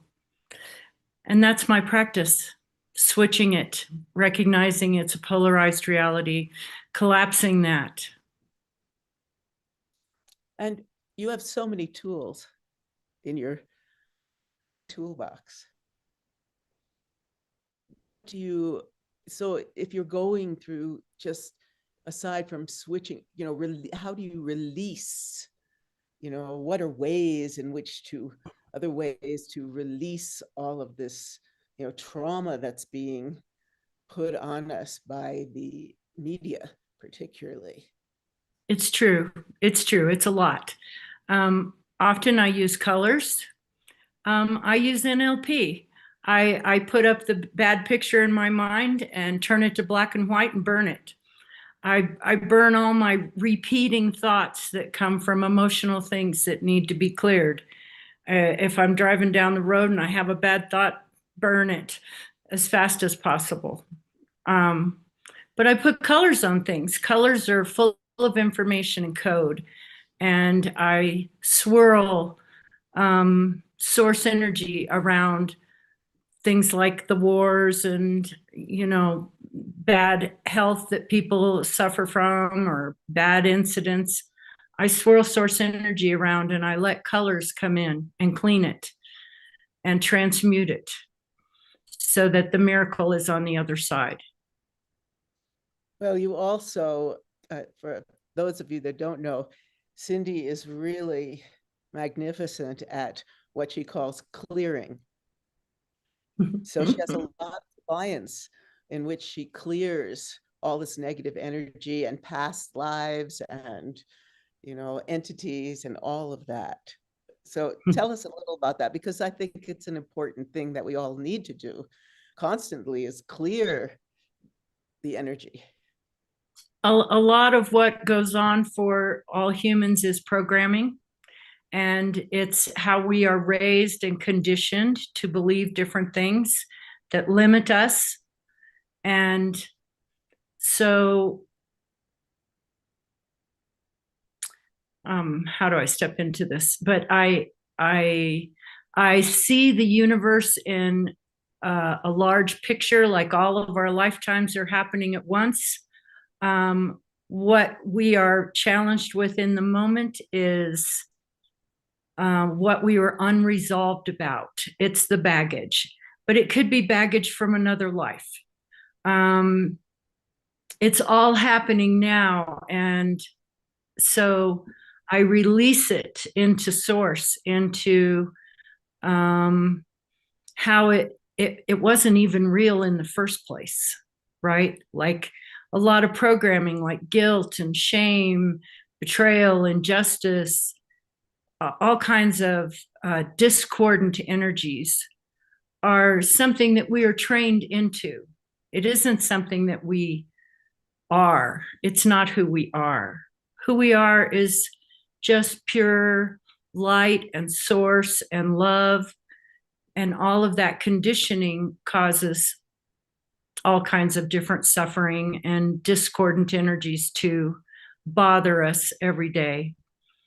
So I release it into the air, into nature. I let the earth heal it. I let the earth transmute it. I let all the stars and whoever shows up to help.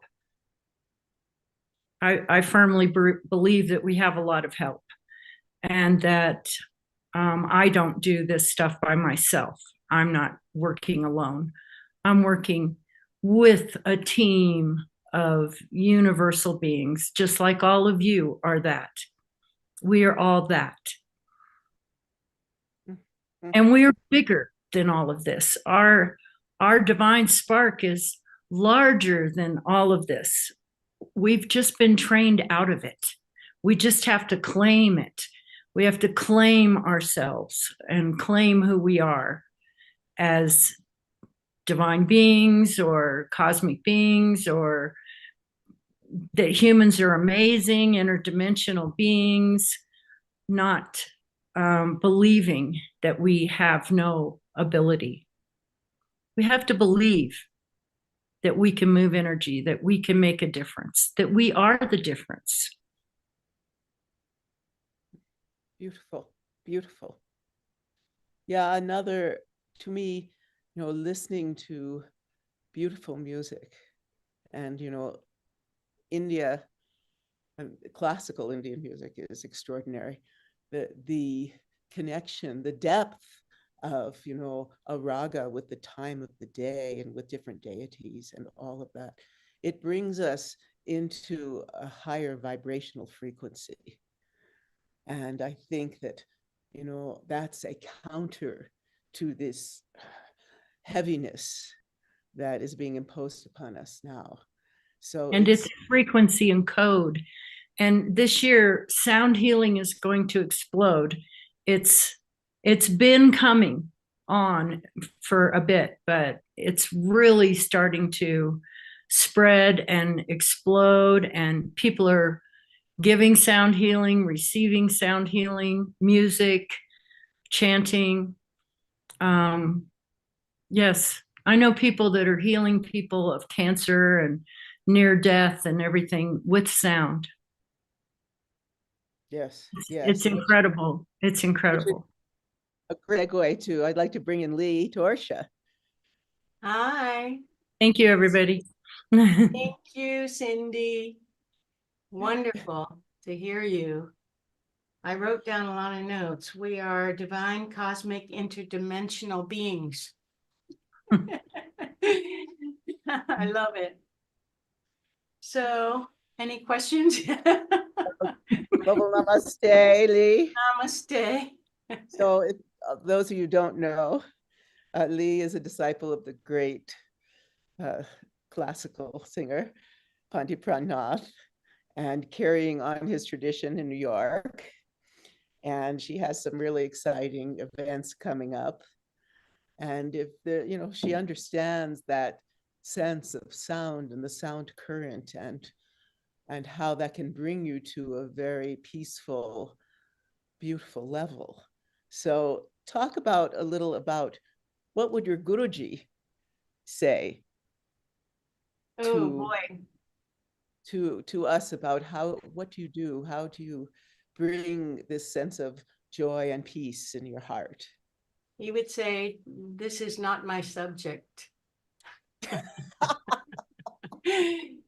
And Guruji was very aware of current events. He read the New York Times. I don't know if it was just on Sundays, but he had that paper spread out sometimes when I'd come for a morning lesson. We can only do what we're meant here to do. So when he said, not my subject, he was aware at that time, he was born in Lahore, so there was all this Pakistani or whatever the revolutions were at that time. And one time I said I wanted to go somewhere, and he said, they will slit your throat and leave you by the side of the road. I mean, he understood the barbarism of the unhappy soul, I guess we could call that. It's like when we are in need of food in the lower chakras, you cannot expect these people to evolve their souls at that moment. First, they need to survive. And when they get to the point where they can have enough food, have a place to live, and able to sit down and then try to meditate or do whatever they can do, whatever their practice might come to them, you know, that's where we're at right now. So until the whole world rebalances, which we're understanding there's no food here because we've, you know, made it too hot in the environment, and eventually things will hopefully get balanced. And so, you know, he did his job. What his job was to teach and sing North Indian Raga as his Guruji taught him, not any fusion. Very ancient, ancient, ancient. And that's the thing I'm trying to pass along, because when you say frequency and code, and when people can hear this music, the first thing they have to do is their brain stops chattering. You know, they don't have to do it, but it happens. So their brain just stops. That's a given. And then then you're talking about a specific raga with specific vibrations. The ones I'll be doing, Sharon was mentioning, I have 3 performances coming up at the Association of Performing Arts Presenters Convention in New York, the APAP convention. Is a big deal here for me too. So I'll be singing Darbari probably first, because the first performance is at 9:40 at night. So this is the raga that Guruji said, so deep, like a drowned body at the bottom of the ocean. So that is all the angst and the pathos that I feel when I'm evoked, when those notes happen. It's not me, it's the notes. It's the ancient notes that provide this ability for the, as you mentioned, the frequencies in our bodies to entrain to what is being sung and heard. So I forget the question. So what other raga, are you doing different ragas? Yeah, I'm still in rehearsal now with Maitre Padakone, my tabla player now. So we're looking at either Bhopali, Malcones, you know, I'm not sure what the other 2 ragas are going to be, but they'll be different because the second and third performances are at 5 in the afternoon. So I'm not going to sing Darbari at that time. Bhopali is a very wonderful one. I like, you know, I only learned about 8 to 10 ragas because I you know, I don't know what it is about my body, but I can only really understand and feel. It takes me a long time to get it in my body. It took me, you know, 7 years to learn 2 ragas, morning raga Bhairav and evening raga Yaman. By the way, Yaman will probably be one of the ones I'll sing. So after, you know, that was because I had too many thoughts. I was, you know, it was just because I just had to center. So I'm trying to pass that on now, because as Sharon knows, and she's getting ready to do some big things, I know. And the Pluto is going into Aquarius. So we'll have 20 years of, you know, us being able to come out finally. Yes, well, for me, who's that Pluto is finally leaving Capricorn. And right. On my birth sun for a number of years now. So hopefully this is the year that you know, all of the preparation of my entire life Mhm.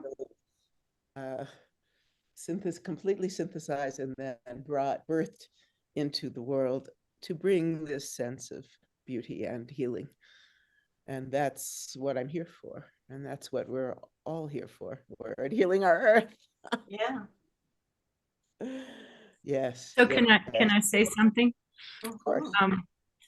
When you do your music and when sound healing has occurred, what I see waves of light going through, coming out in the music and the sound, and sometimes different colors or, rainbow kind of colors or whatnot. And it goes through the human form and cleans out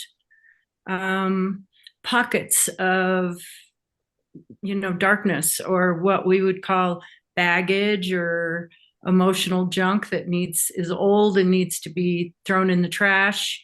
It does a cleaning of sorts. It raises the vibration and the frequency of the human, and the human naturally evolves with any kind of help. Like you said, survival, when survival is handled naturally, the human form raises itself. It's an incredible form. It's hard to remember that in the face of everything we see. Who could make a better, God made a great, wonderful thing here. Yeah. Yes. And I think that's what we really need to focus on, the wonder. Yeah. We really, it's like, I can really feel, it's like a thickness, a heaviness in the field if I'm, hearing about just the suffering and pain of, and the,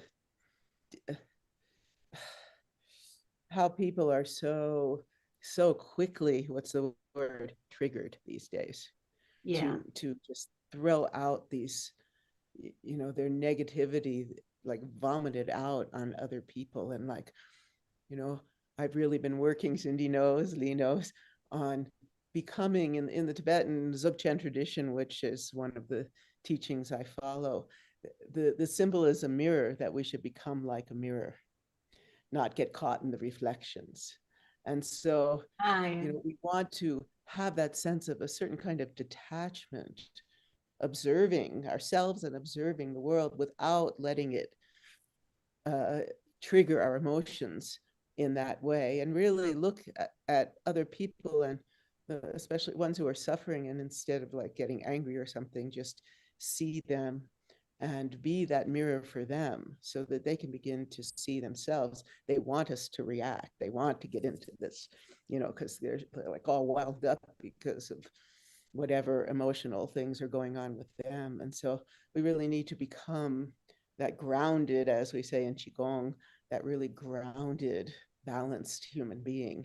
And there's so many tools that we speak about every week on Healing Our Earth. And I'm sure there's going to be more shows coming up on healing. Next week, John Milton will be joining us, and it's going to be about COP28 again, but he's going to give us a meditation on how to work with these things, because he's been in the environmental field for I don't know how many years, probably since the 50s. He coined the term environmentalism. He worked in the Nixon administration and has worked all over the world, still teaches at 85, travels all over the world to teach. So that will be next week, post COP28, putting nature, people, lives, and livelihoods at the heart of climate action. Free global online episode, Sunday, the 14th of January, 2024, 2 p.m. GMT onwards at healingourearth.com.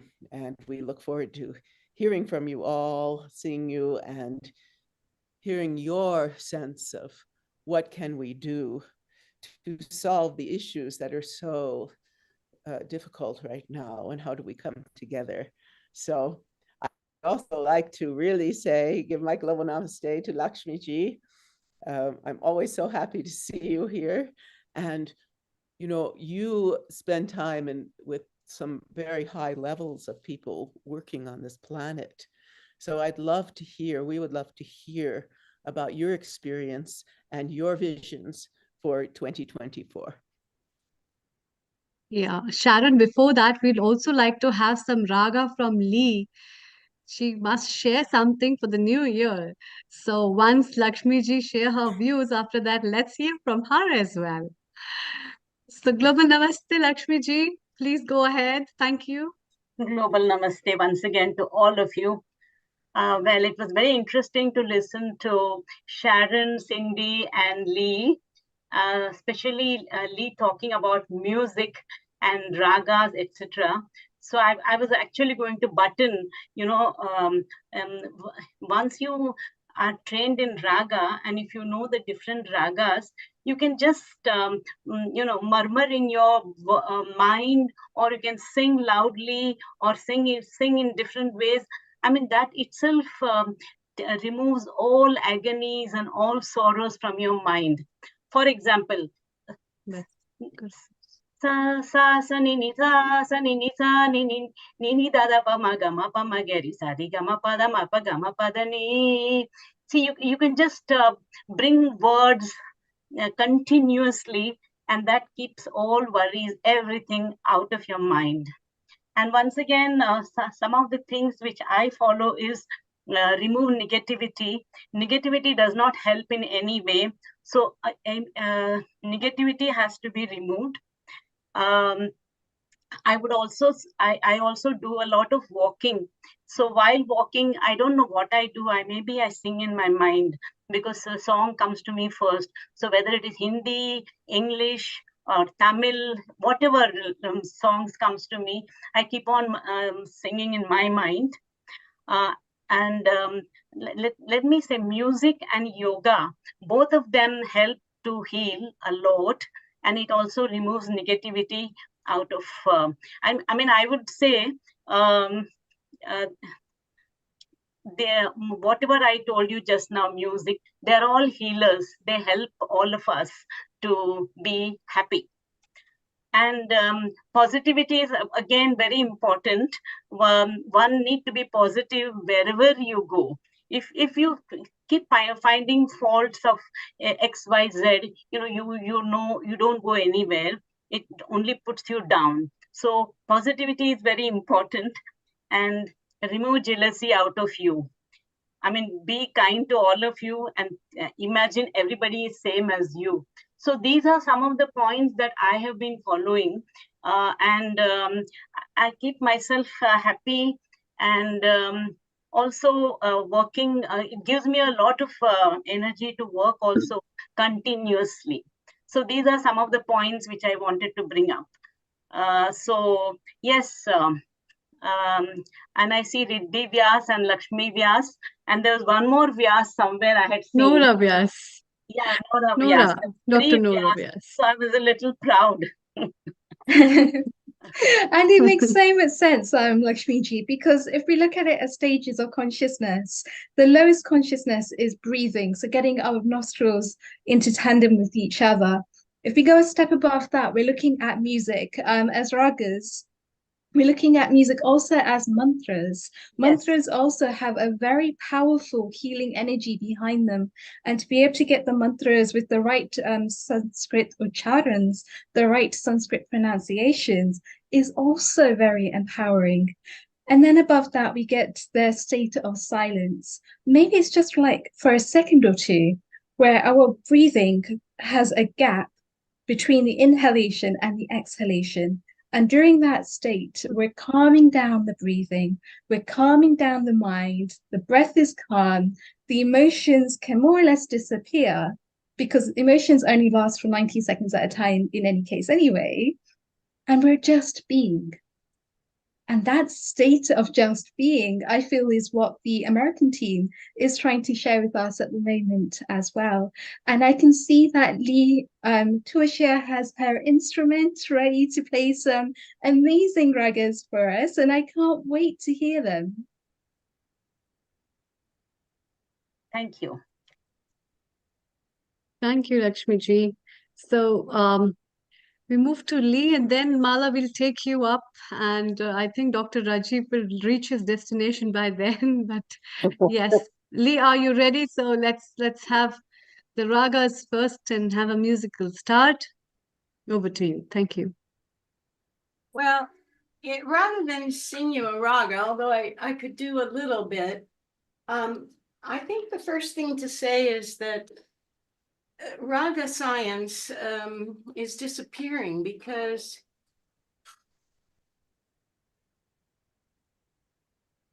people aren't using the tambura anymore. What? And you cannot actually sing the microtones, we call them that, whatever, with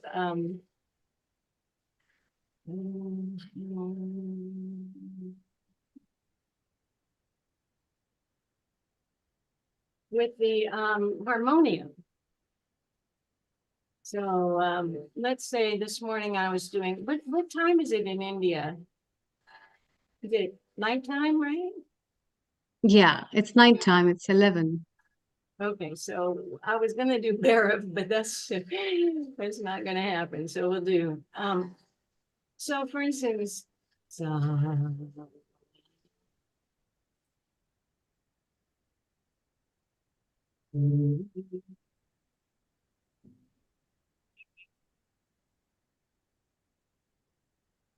the knee is in the overtone in the tambura. You won't be able to get that. It's like a chorus, you know, like people say there's only melody in raga, but the tambura is our complete orchestra here.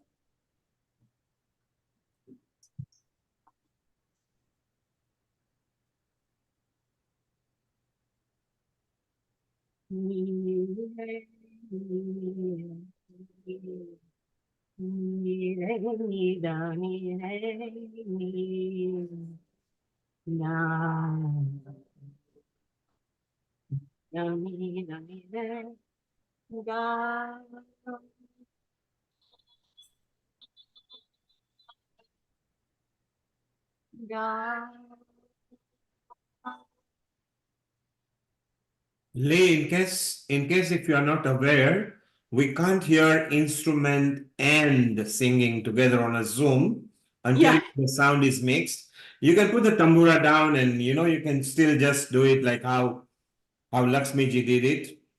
Just do your sargam. Well, Neil, I wasn't actually going to do any, but somebody asked. But I am going to be preparing a Zoom place with proper audio, but it won't be for another 6 months, I think, before I have that for you.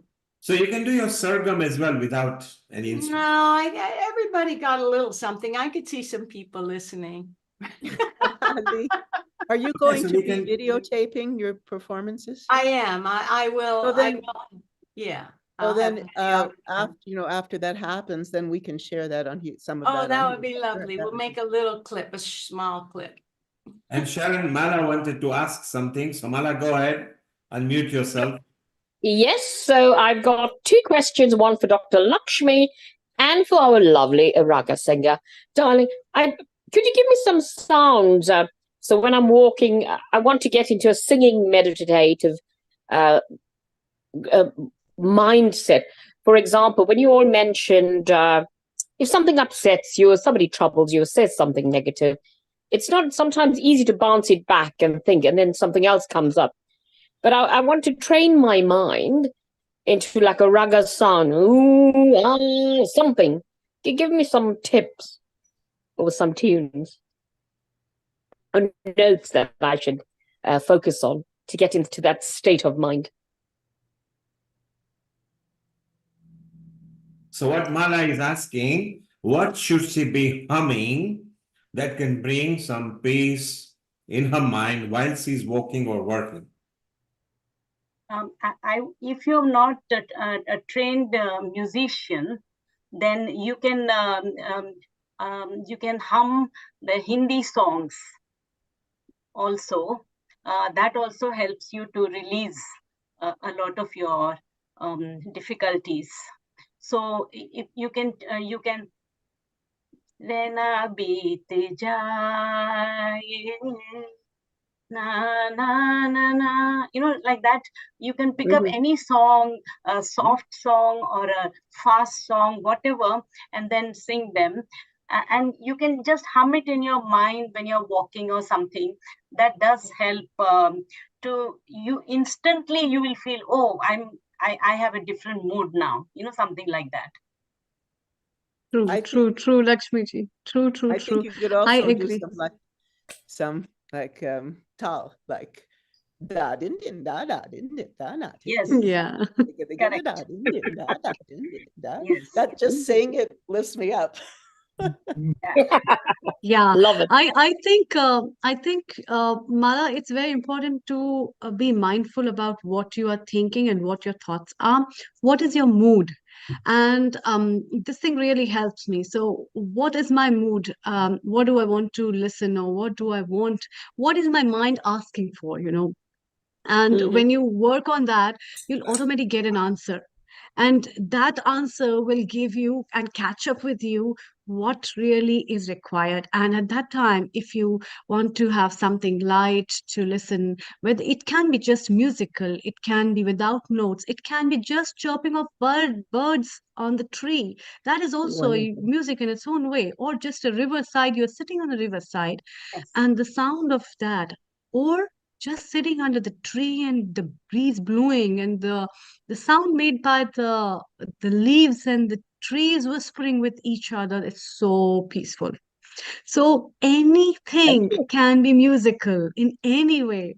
Whatever is your mood, listen to that, and it will definitely uplift your mood. And one more thing, it will also help you in answering those questions and solving those problems of your life which you have been tussled with for a lot of time. So take your time out and do walk with the nature, and do make things which make you think more lighter. And as Swami Shailendraji told, so having a distance, so automatically it will create a distance between your thoughts and you, and that will find an answer in space for yourself. I hope that solves. I would take that on. It's wonderful advice. We've got billions of thoughts and unnecessary thoughts that come through, but no, I shall try that. Well, something interesting that I've actually found with hypnotherapy is by actually just loosening the bottom jaw. And what it does is it starts to stop the thoughts. So if you find that you're getting a lot of thoughts that are coming through all at once, then this is actually a really interesting technique. So it's literally just dropping the jaw. Yeah. And what you find is when you breathe through that, it starts to slow down your thoughts. So if you ever find that your mind is racing, if you ever find that there's so much going on, if your mind is thinking in so many different ways all at the same time, it's a really interesting thing to do. Also, in terms of your breathing as well, because your breathing is connected to your mind. So if you're breathing slightly faster, as Sharon just demonstrated when she was doing her really fast raga, it helps to get you into a really creative state. It helps you to think better in the moment, because you start to step into a state of sattva. So the closer that you're getting to a state of sattva, it starts to enhance the qualities of your thoughts. So if you need to get something done, at the same time, sometimes it actually helps us to take a distance, as people have been mentioning, to be able to step back, to observe. And that's all about slowing down. So starting to actually sing something, as Lakshmiji was pointing to, that has a very slow pace, a very slow raga to it. So depending on your mood, you're able to control the pace of your breath, but also what it is that you're singing, be that whether you want to do that with ragas or without ragas, either way is perfectly fine. But it's about paying attention to what it is that you're going through in that moment, and being able to respond in that moment to whatever it is that you're feeling. I think that's perfect. A quick question for Sharon. Sharon, some healthy tips for 2024 to get some belly fat out, hormonal changes, diabetes. It's very hard for us women and our round shape. So any tips to get that abdominal fat reduced? That's very important question, Mala, you have put to Sharon, because she'll be turning 75 this year, and that's the most important question. Soon on the Yeah. 16th. Let's see. I don't know.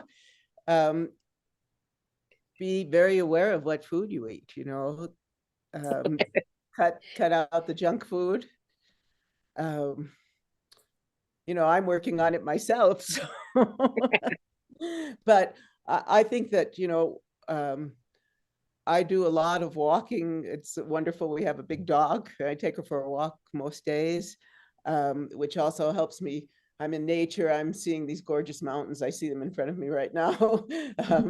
And just, it's like drinking in the light, and I think there's also something about you're drinking a glass of water, really slowing down and sensing, the taste of the water, as it flows through your body, and feel it like nourishing all your cells. Belly fat. Let me ask Cindy. She's she might know. Well, it's always good to keep the parasites out.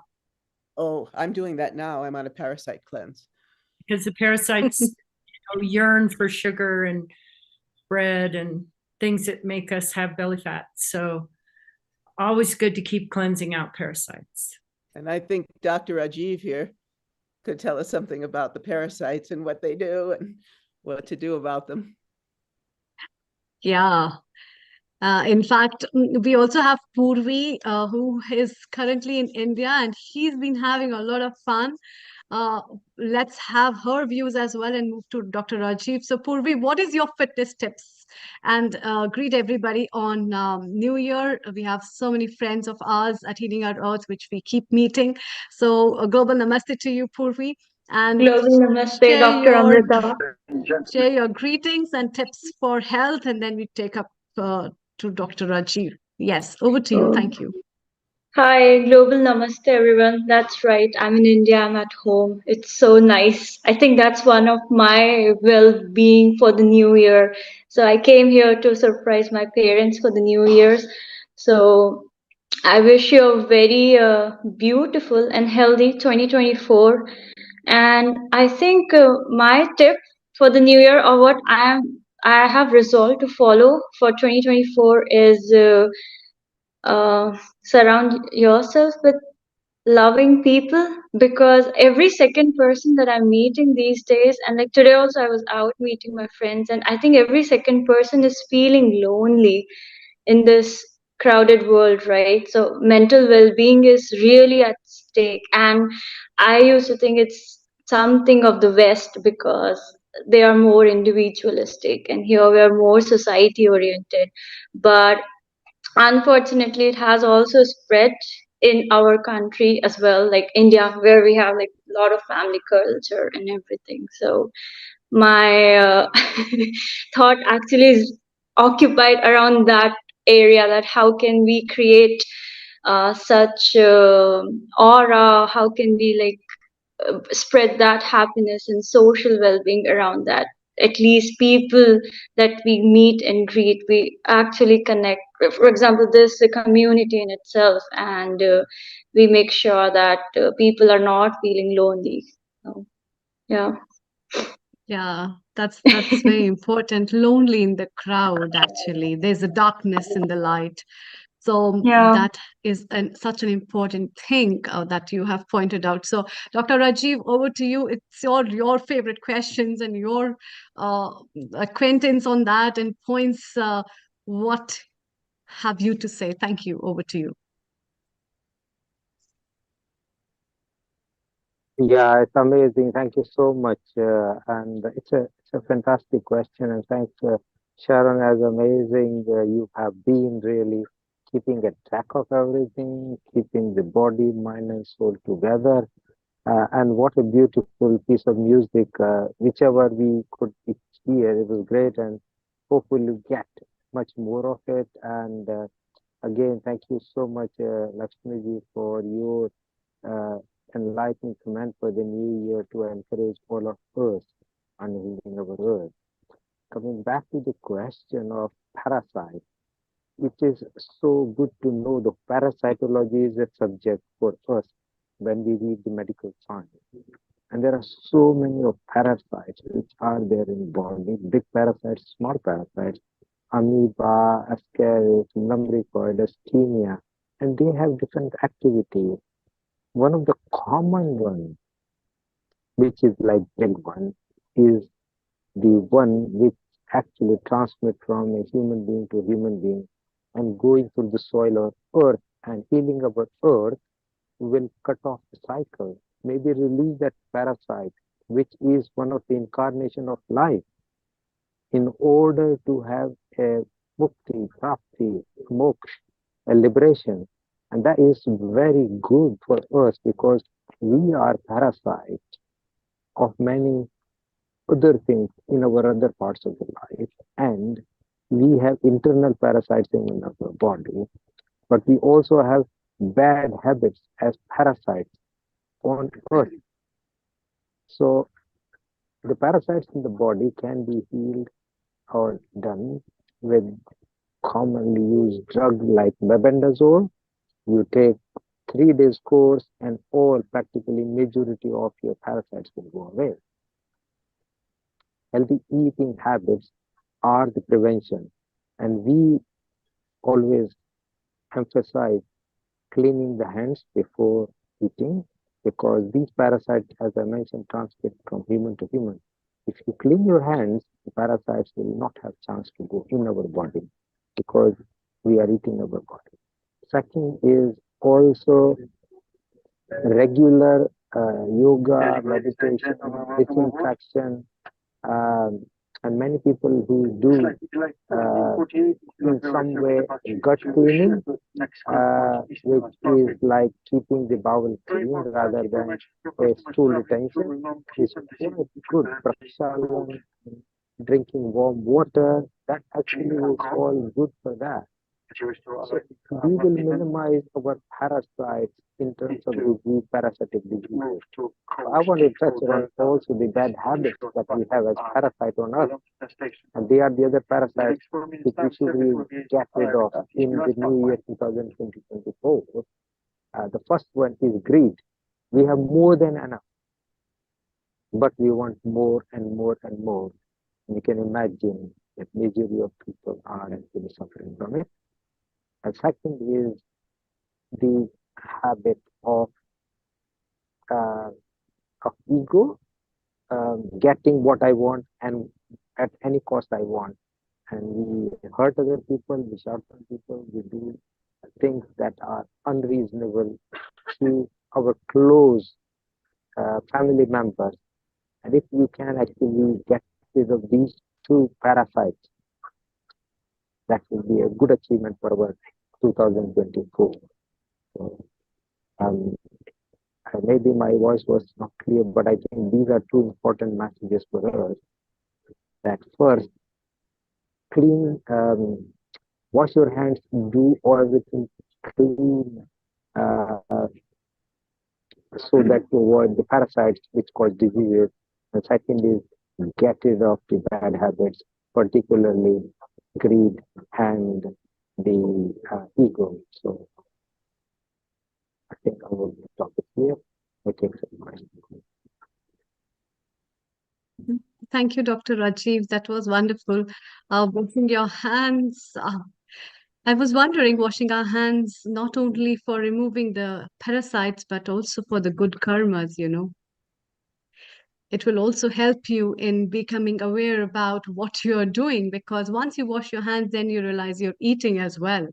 And that's what is a realization. And that's what Dr. Rajiv had been talking about, the greed and how much do we want for ourselves? Do we really want for ourselves, or is it just a sense of fear that we hold within ourselves?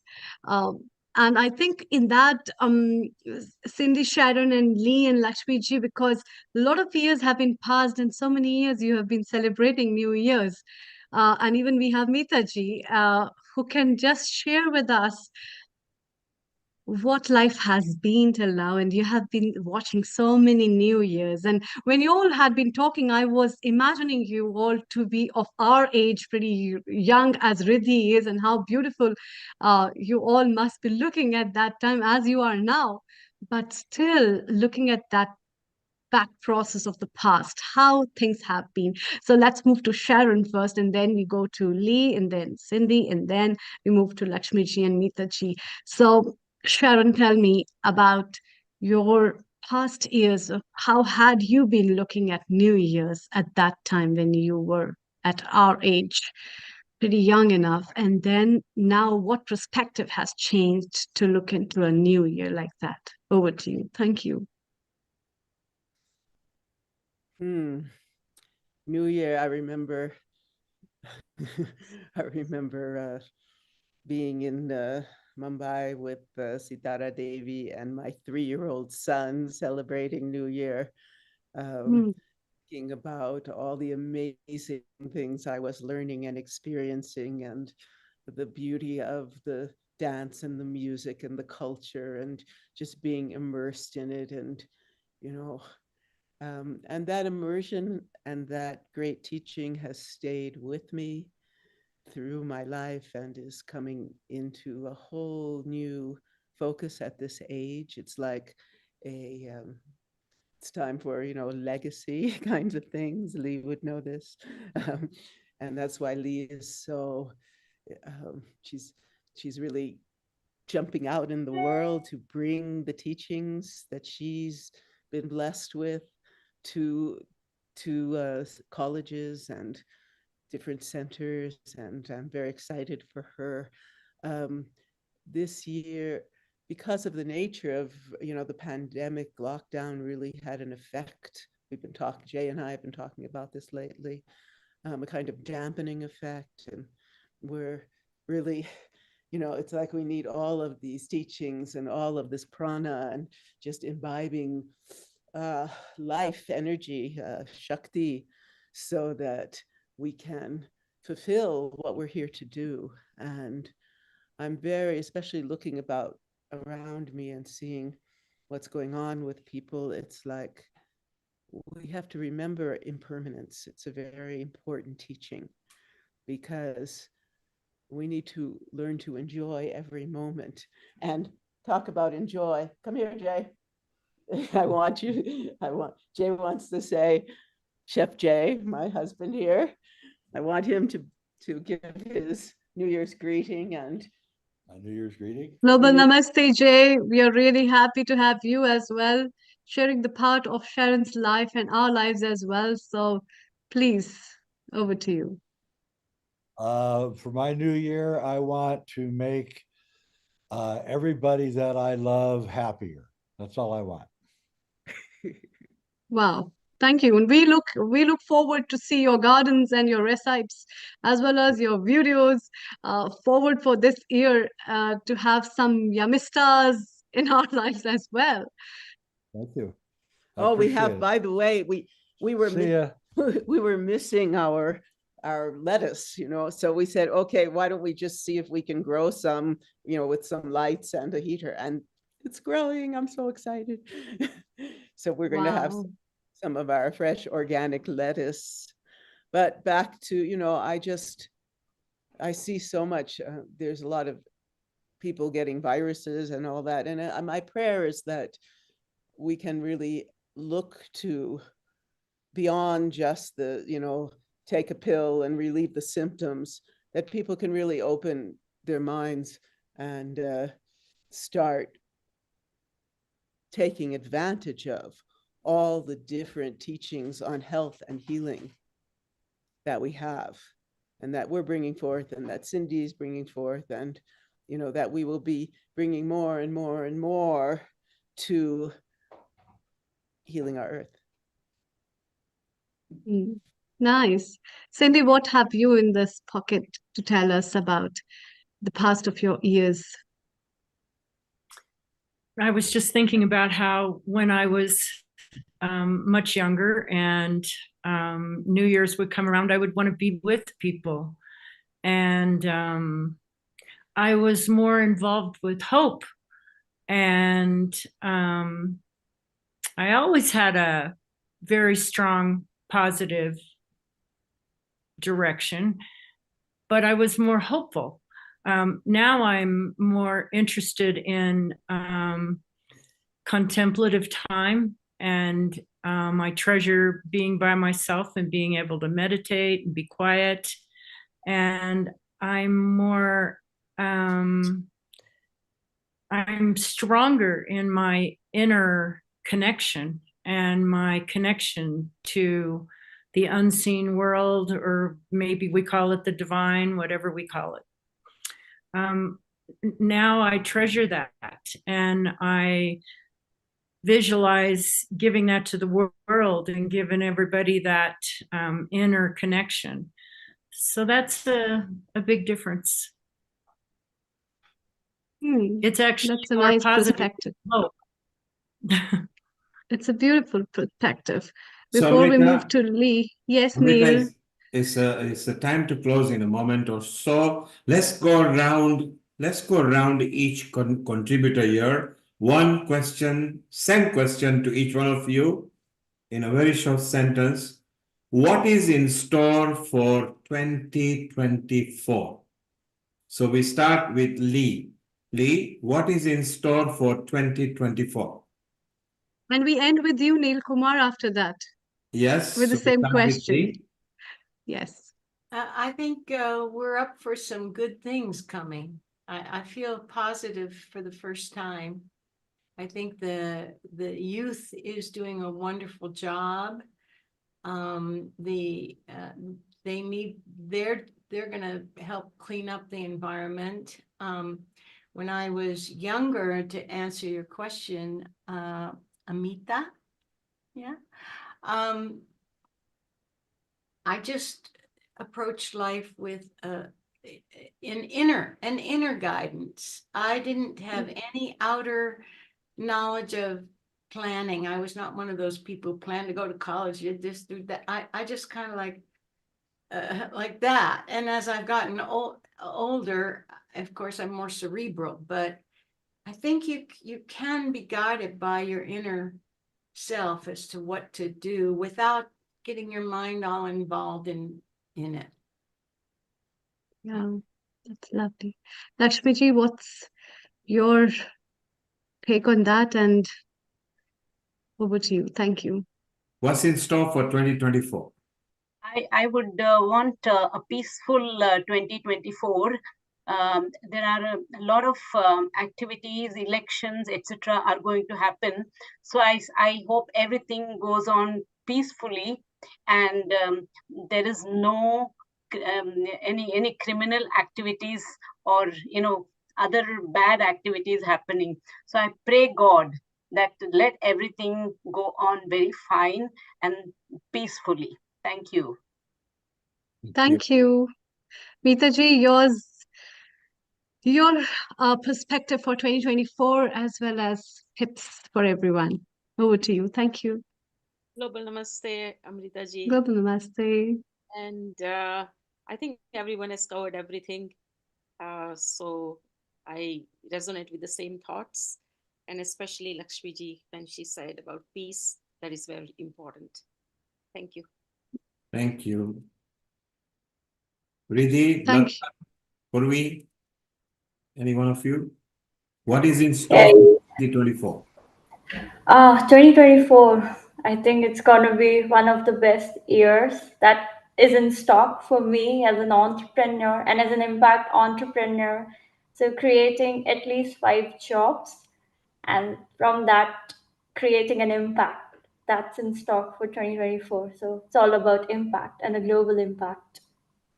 Thank you. Fantastic. For me, 2024 is all about peace, love, and unity. It's another chance to heal the world. It's another chance to take some time out for ourselves, heal ourselves, help ourselves, so that we can help other people to grow, and together we can heal the world. Lataji, your comments. Hi.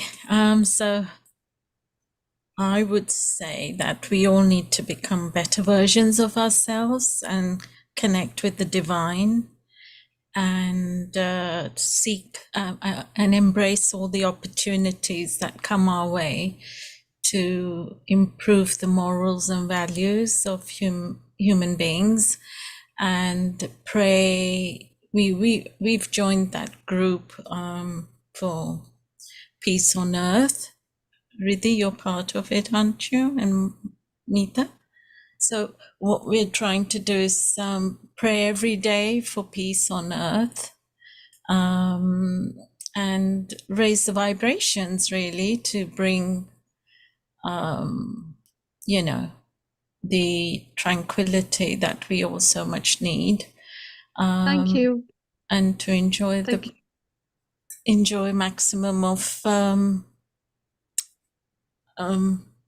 what we're on this planet for. Thank you. Thank you so much, Lataji. Rajivji, what you look forward to 2024 before we move to Dil Kumar and Chirag, of course. So 2024, if you count 2024, the total is 8. As this is, if you think from numerology, astrology, although I'm not a qualified astrologer or numerologer, is considered to be one of the very lucky number, and it is probably going to be very, very good in terms of personal thinking, feeling, and hopefully peace in the world. But individually, it is in my mission bringing everything together, physical, mental, spiritual health together, and in my mission of bringing all traditional and modern medicine together to heal mentally and emotionally, and everybody around you will become more loved, more happy, and more content. Thank you. Thank you. Thank you so much. Chirag, what are you looking forward to 2024 for? Well, I think to really Over to stay you. focused and, you know, health being well, and looking forward to the future with the family. And, you know, I think this year will get a bit better. It takes more time because, like, the last year was a bit rush, and I think that rushing was not that good. But I think it might take a little bit slowly, so that we can stay more better and better, so that we can get the attitude more stronger. Is it? That's wonderful. Neil Kumar, what are you looking for? Here we have Jill as well. Jill, hi Jill. Global Namaste to you. We Global have been Namaste. discussing a lot about 2024's resolutions and greetings. So we would like to take your greetings and quickly talking about what are your tips for your 2024 resolutions. Thank you. Over to you. Thank you. Greetings from Prescott, Arizona, down in the truck going to Chandler right now. So my resolutions are to be actualized in my creativity and be a force for the good, to not be caught up with the immense amount of negativity, but at the same time to be aware and to be able to navigate myself and others towards that which is hopeful and loving. Wonderful. That's really nice. And it's good. Looking forward to all of you. So before we wind up today's episode, Neil Kumar, what are you looking for 2024 to be? And it's for the big family of Healing Our Earth. And any resolutions that you hold, or in the years to come, what have you seen the change? Over Just to you before I before we say wind up.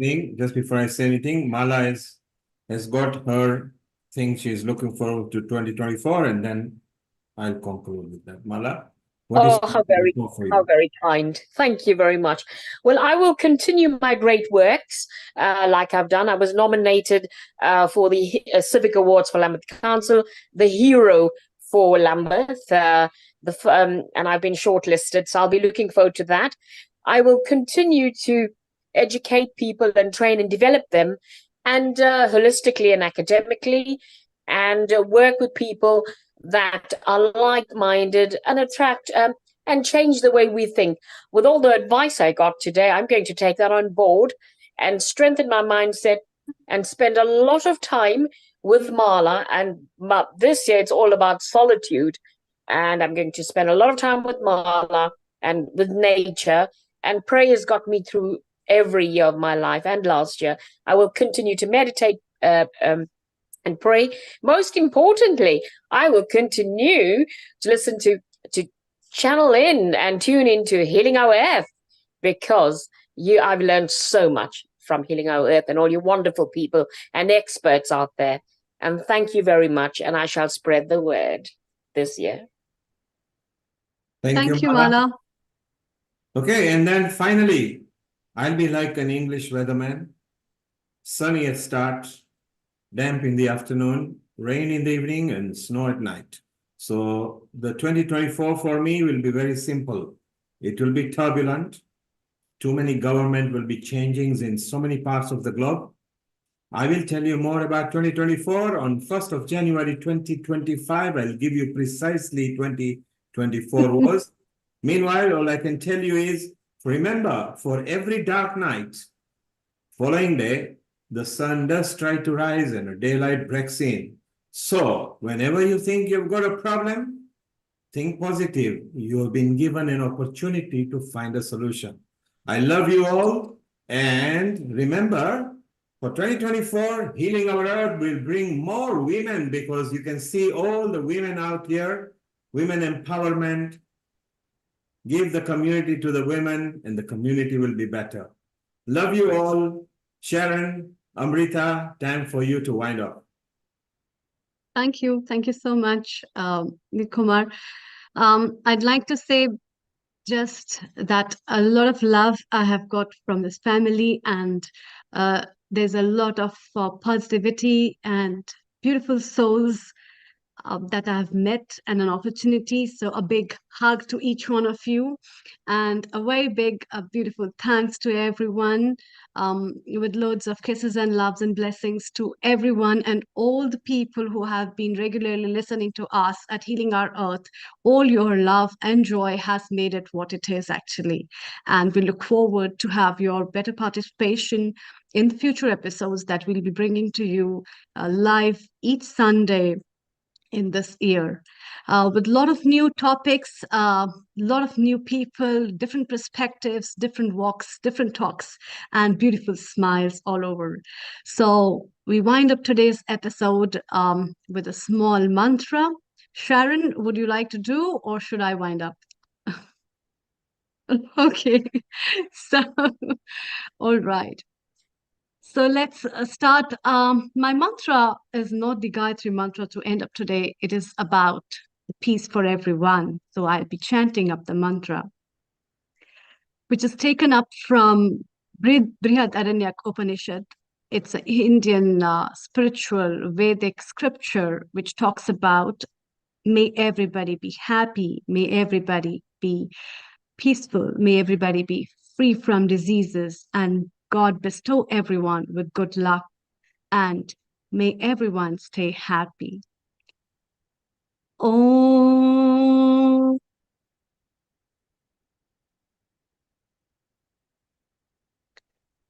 Sarve bhavantu sikhinah.